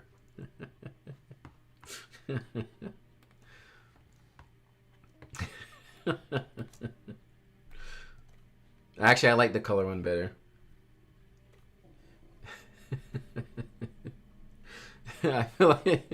I just feel like a get off my lawn type of photographer now. Why are everybody using Dutch tilt? Get off my lawn!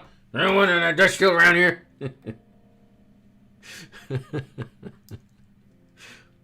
Yeah, this photo works. And again, a good photographer, clearly Abby's over here showing us what's good. A good photographer can do these things and they're fine. The blurry photos, the Dutch tilt is fine. But you have to know, like, I see these things catching on as a trend and people are just like doing it to do it because they're like, yeah, everyone does it. And a lot of the photos just don't look good. They don't, like, they don't work. So you're like,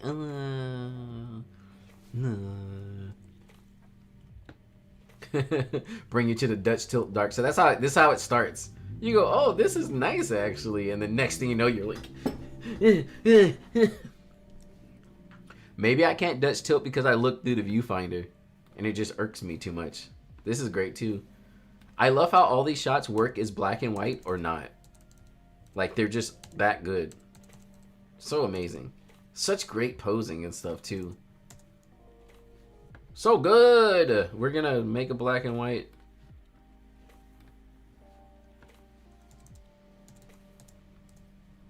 My goodness, what have you done?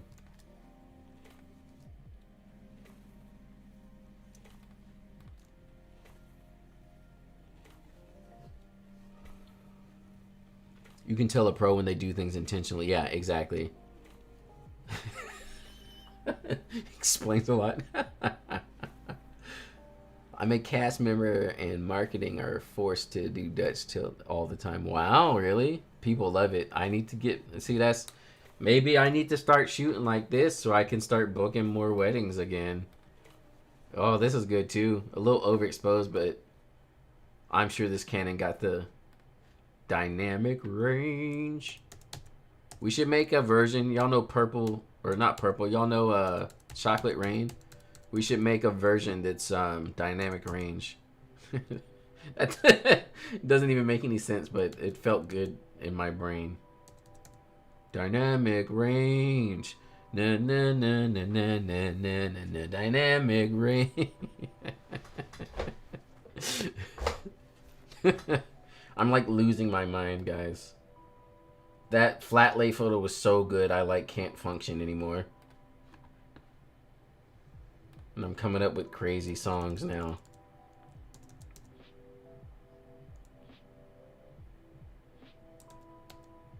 This is so good. This is good. This is good.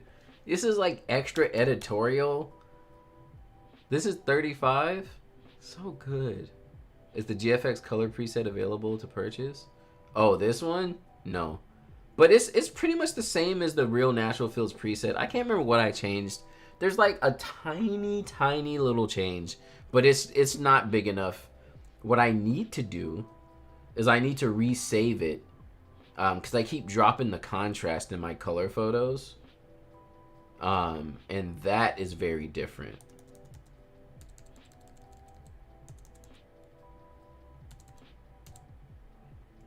I mean, yeah, this is like, I mean, this is pretty much straight up Vogue magazine type stuff. We do need to save his foot though.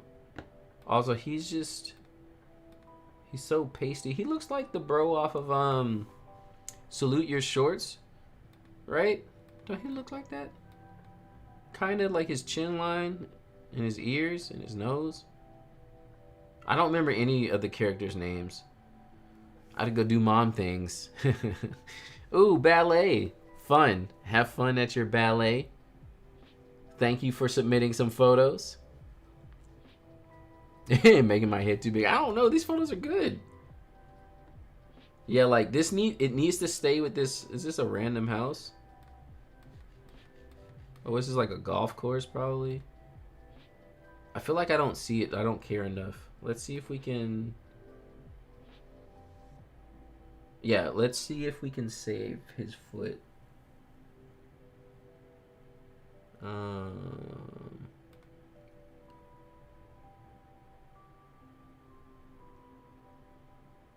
Yeah, White Sox. Whoa, Photoshop opened so fast. I didn't even realize it even happened. Oh wait, we gotta. So I'm just gonna pull this over a tad like that, and then we're just gonna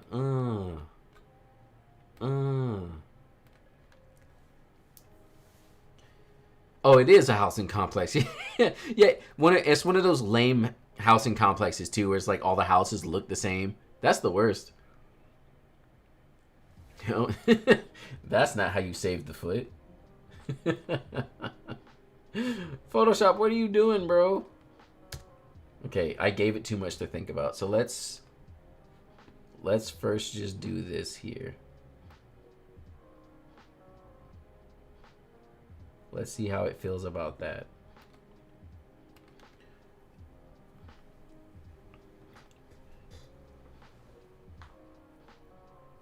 I wish the Lightroom removal is great, but it won't do there we go. It won't fill in I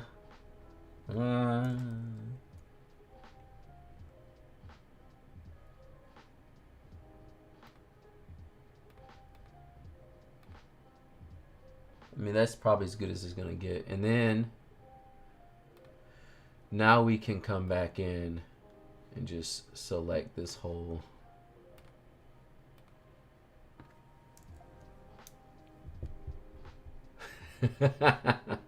Add clown shoes. Deserves clown shoes because he wore white socks. Yeah. It will also do.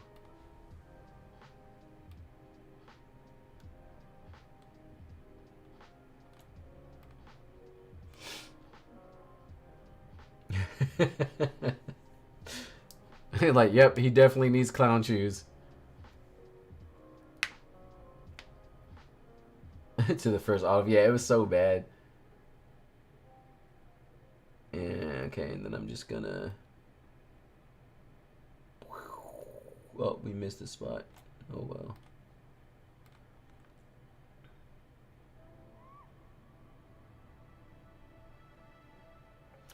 I wonder. There's probably a way to make his socks black. I don't know how to do it though, because I am not a Photoshop professional. I'm just a guy. I'm just a guy living his life. Uh-oh. That's not what we wanted.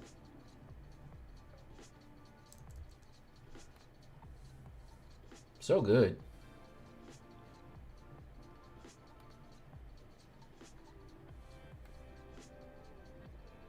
We just about to.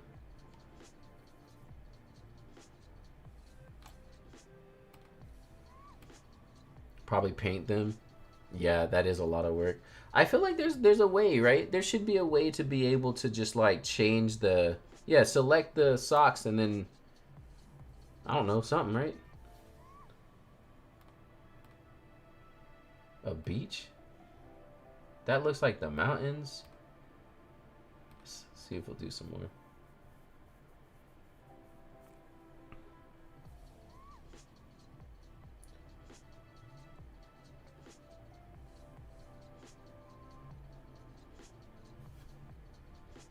I'll give the AI version a go. I mean, yeah, the mountain looking one is probably the best. It's still, I don't know, it seems off to me. But it could be. Again, sometimes you need to just get out of your own way and like realize that stuff's gonna look how, like, I don't know this venue. That looks like it could totally look like that to me. Where's my merge? Merge layers.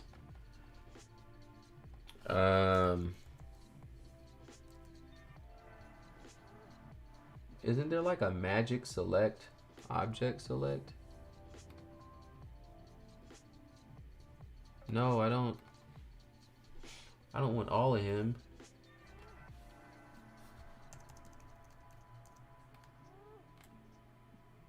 What? This didn't work how I thought it would. Oh, what? Isn't there? Oh yeah, this one is the one I wanted. Yeah, I ain't about, sorry. Not about to do it. This is where it is. It looks great. Yeah. Aside from the white socks, like, I don't think anyone's gonna look at that and be like, his shoe, the edge of his shoe is AI.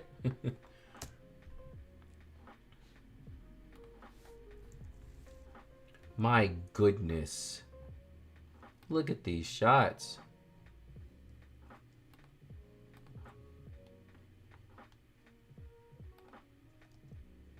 We're not even done yet. Abby, what have you done? Why have you done this?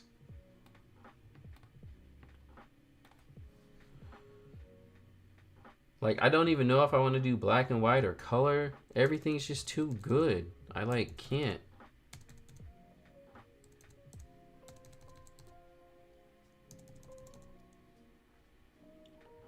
Sepia, that's what we need.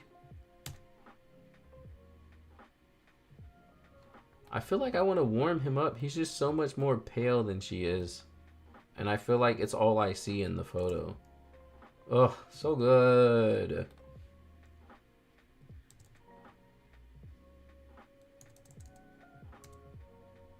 Selective color.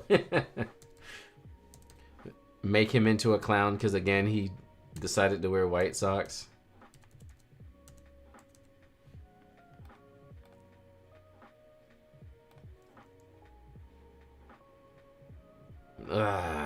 It's so good.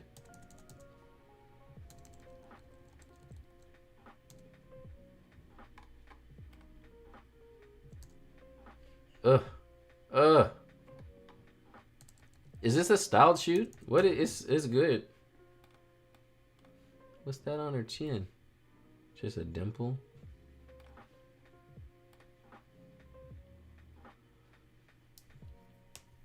All right, Javier, have a great time at your wedding.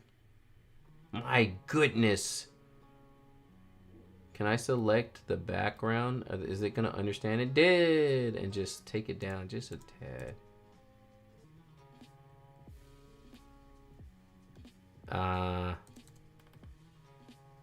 Okay, that works, I guess.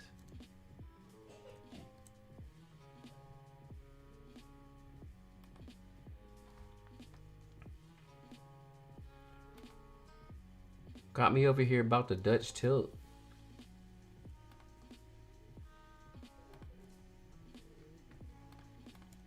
There, these would be my choices from this set.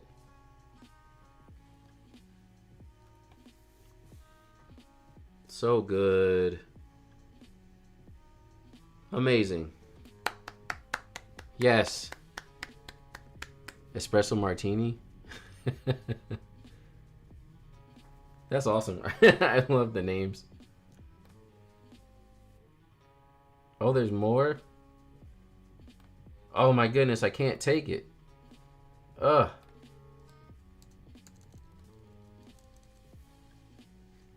They're good both ways. What have you done? I prefer the black and white on this one though. I mean, yeah, maybe I'll get back into my Dutch tilt. Maybe I'll try it.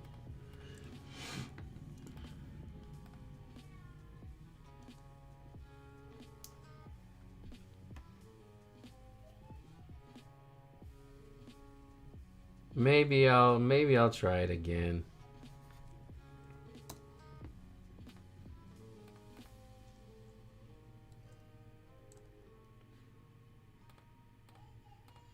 I wonder if this one would look good I'm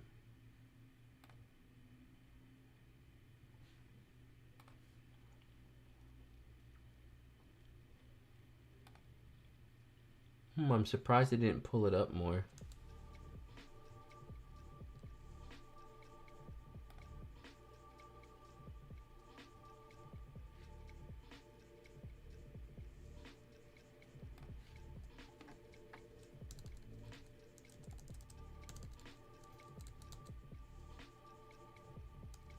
Wow.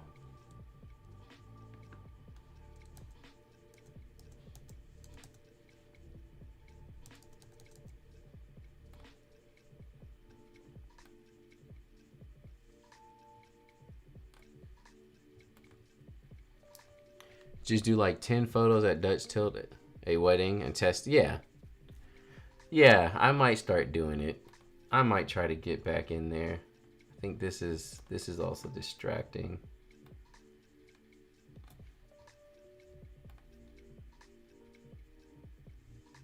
I've been trying to do direct flash, but I haven't gotten into it enough. Direct flash I think is cool. It gives you that like old school point and shoot, like paparazzi look. I think it looks really cool.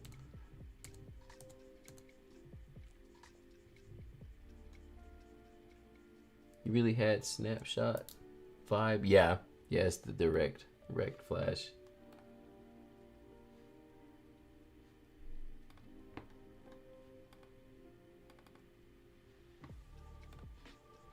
My goodness. I don't know how to function no more. Abby stole the thunder of the whole live stream.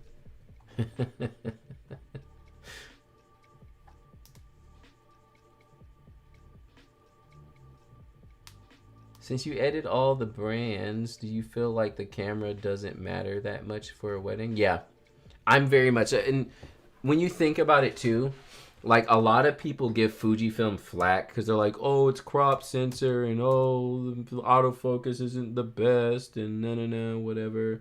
Like, I don't believe in none of that anymore. It really comes to, like, if you know how to use your camera.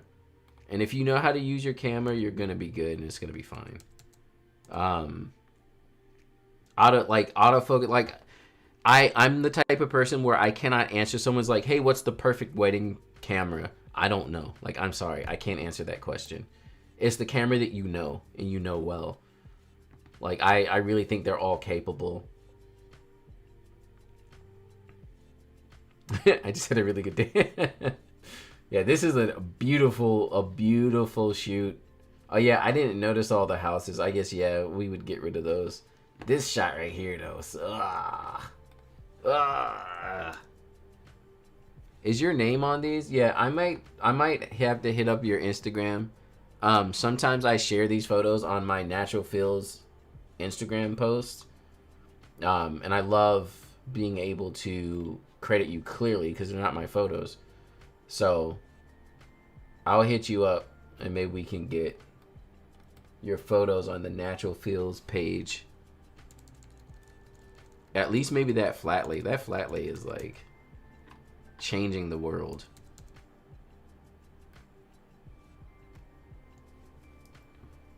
Laurel Roots. I'm about to look it up now before I forget.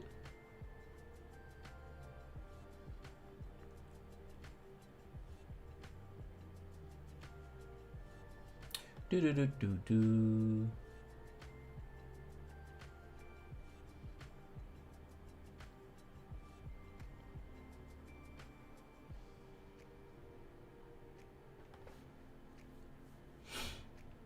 Amazing.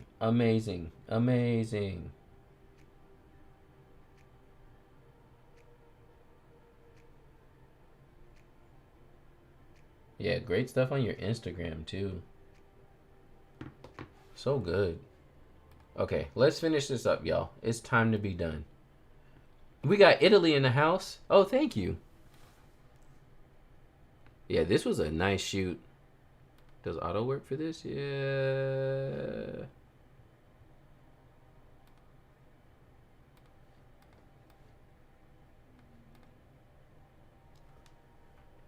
Because of her collarbone, this almost looked like an arm, and then for a second I was confused because I forgot she had on the neck thing.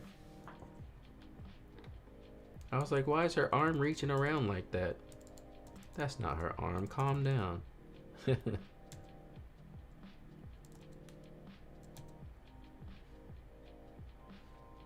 Here's our before and after. Pretty much about the same. Cute. This almost looks like a spot that I've been at, but it probably is not.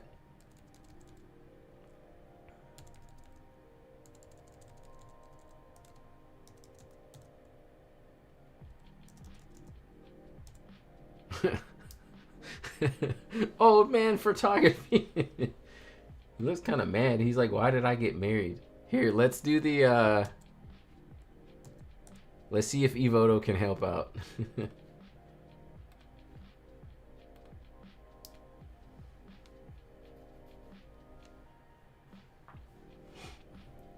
Okay. Had to step away from a bit. Oh yeah, we did some of your photos.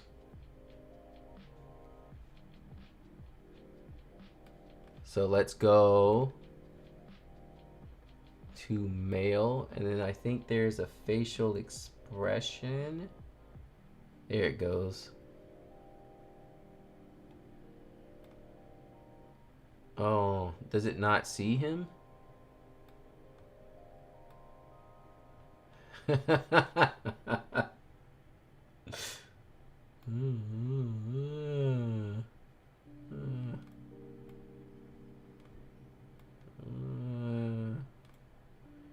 That doesn't help. Why can't I pick any of these?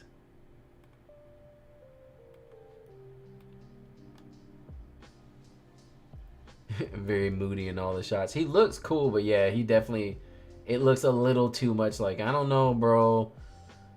Why can't I pick this? I can't even, like, do I have to select something?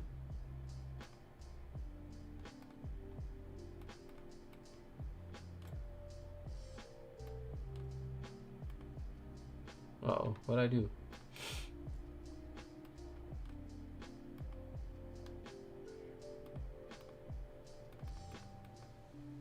No? Okay. I guess it's not gonna... I can do it with her, though?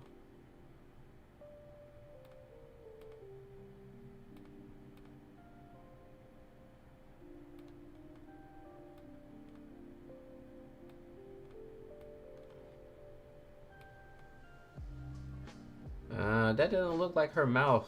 Like, you can kind of tell it's AI. Can I add this and a gentle smile? Yeah, maybe because he's turned. It's like I can't.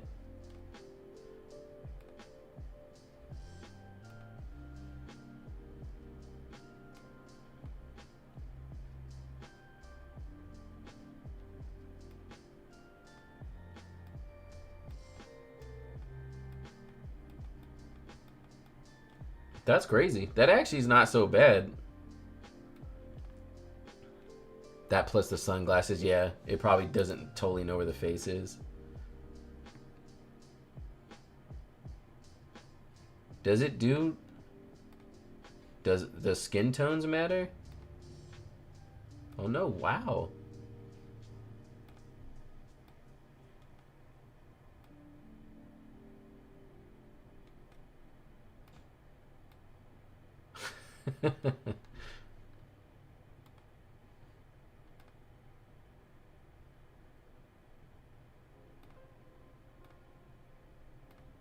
Totally changed.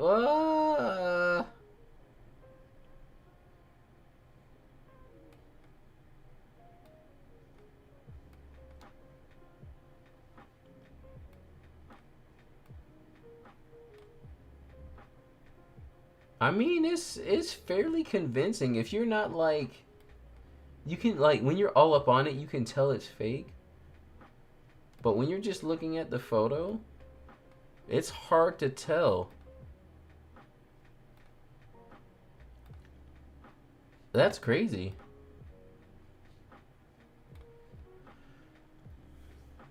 Guys always looking so serious. That's how it be.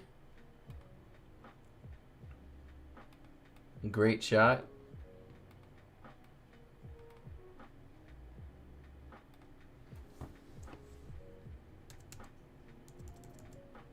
He literally gave me this look the whole time. Was this at a real wedding? Or is this like a styled shoot?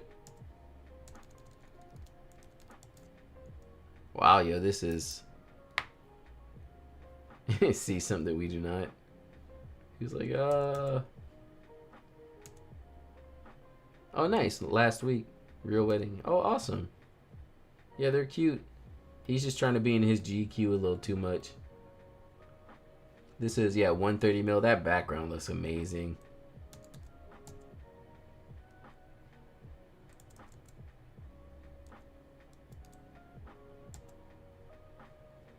Let's do it again. Let's butcher this photo too.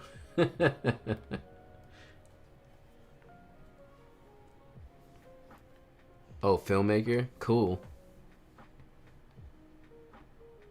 Yeah, I know what that's like because even I'm like weird on the other side of the camera. Whoa, what did it do? Oh, she had that many flyaways. It made a huge difference. I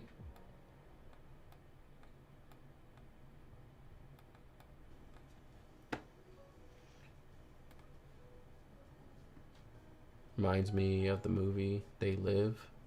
They wear sunglasses, you see the aliens. And so he puts it on, he's like, oh no. Oh yeah, it still can't. It's the sunglasses. It needs to see the eyes, I think. I mean, that's pretty convincing. Until you start doing craziness like that.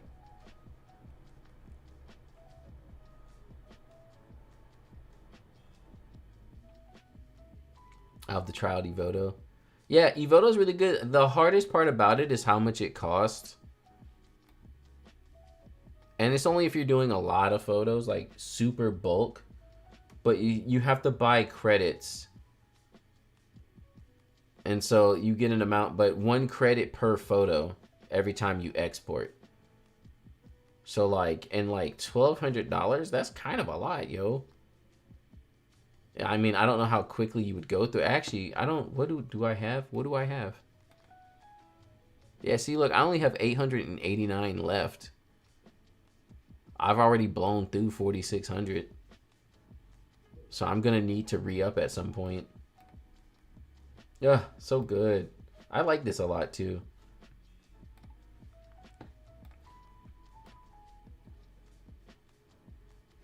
Beautiful. So see, nowadays, and this is what I love, the fact that we can just be like, the parking lot was right there at the venue.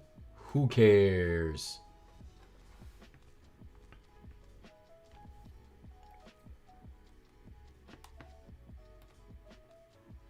Yeah, the Lightroom removal has gotten a lot better.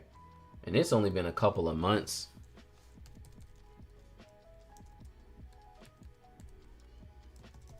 That's crazy that it's gotten so good. There's not much I need to do with this. It looks good. Here's our before and after. Do you think destination styled shoots are worth it? I've only ever hosted and just for vendors, for not ticketed. I mean, I don't know. I'm half and half. I think you really should dive into what you want to shoot. So if you're not trying to shoot destination like that, I don't think it's worth it. Honestly, styled shoots for the most part, I barely think are worth it.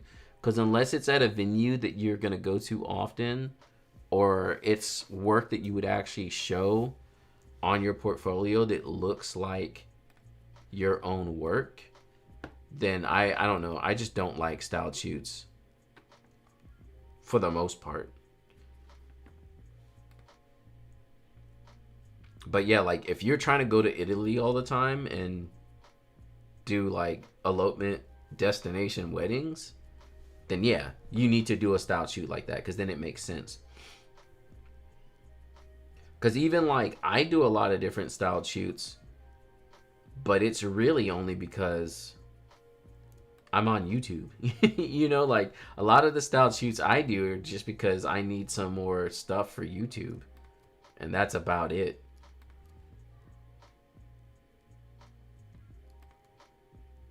Here go all my favorite vertical shots.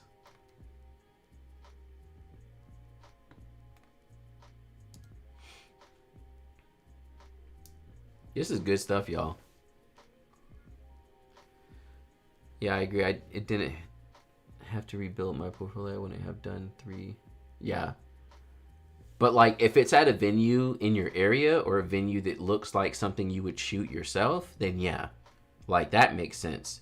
Even again, I was talking earlier about the style shoot I did for this magazine. Like it's advertising, you know, like that makes sense.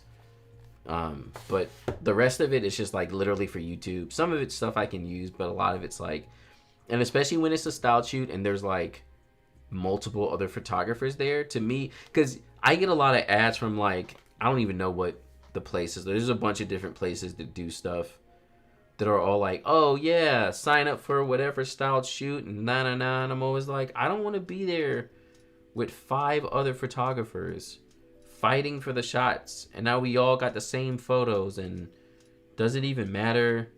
And I don't know. It's just not, it's not what I'm trying to go for. So yeah, it's just, it's not. One of my flights got upgraded. My first class. Flying first class up in the sky. Yeah, I'm not a fan of style shoots. Yeah, vendor connection, and like the venues and stuff. That's where it matters. The photos are like, especially when there's a bunch of people. But venues will be like, oh my god, style shoot for everybody, and you're just like, yeah. Let's see my favorite horizontal shots this time around.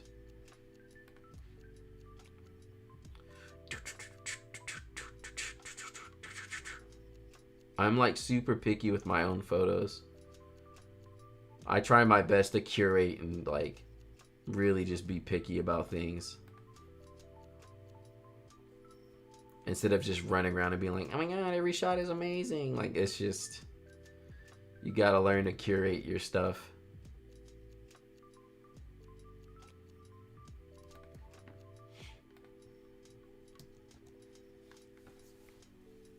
Amazing stuff, y'all. Amazing stuff.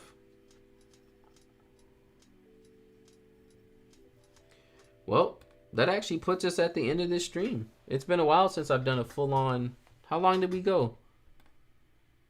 Where's my counter? 3 hours? Pretty good. About 4 hours. Awesome, y'all. Thank you again for hanging out on the stream. I hope you all enjoyed watching me edit your photos and checking out the Natural Fills preset. Thank you for everyone who threw in super chats and anything like that. And again, we were talking about monitors. I have a video of that coming out very soon. I also, don't forget, I have the style shoot from the magazine is already on the channel. And if y'all could, for me, like, feel free to share the videos with other people, because for whatever reason, YouTube is bugging and it's not sharing stuff with no one anymore, and it's hurting the channel. Oh, I got another full wedding day coming out very soon as well. So anyways, thanks again for hanging out, y'all, and I will catch you next time.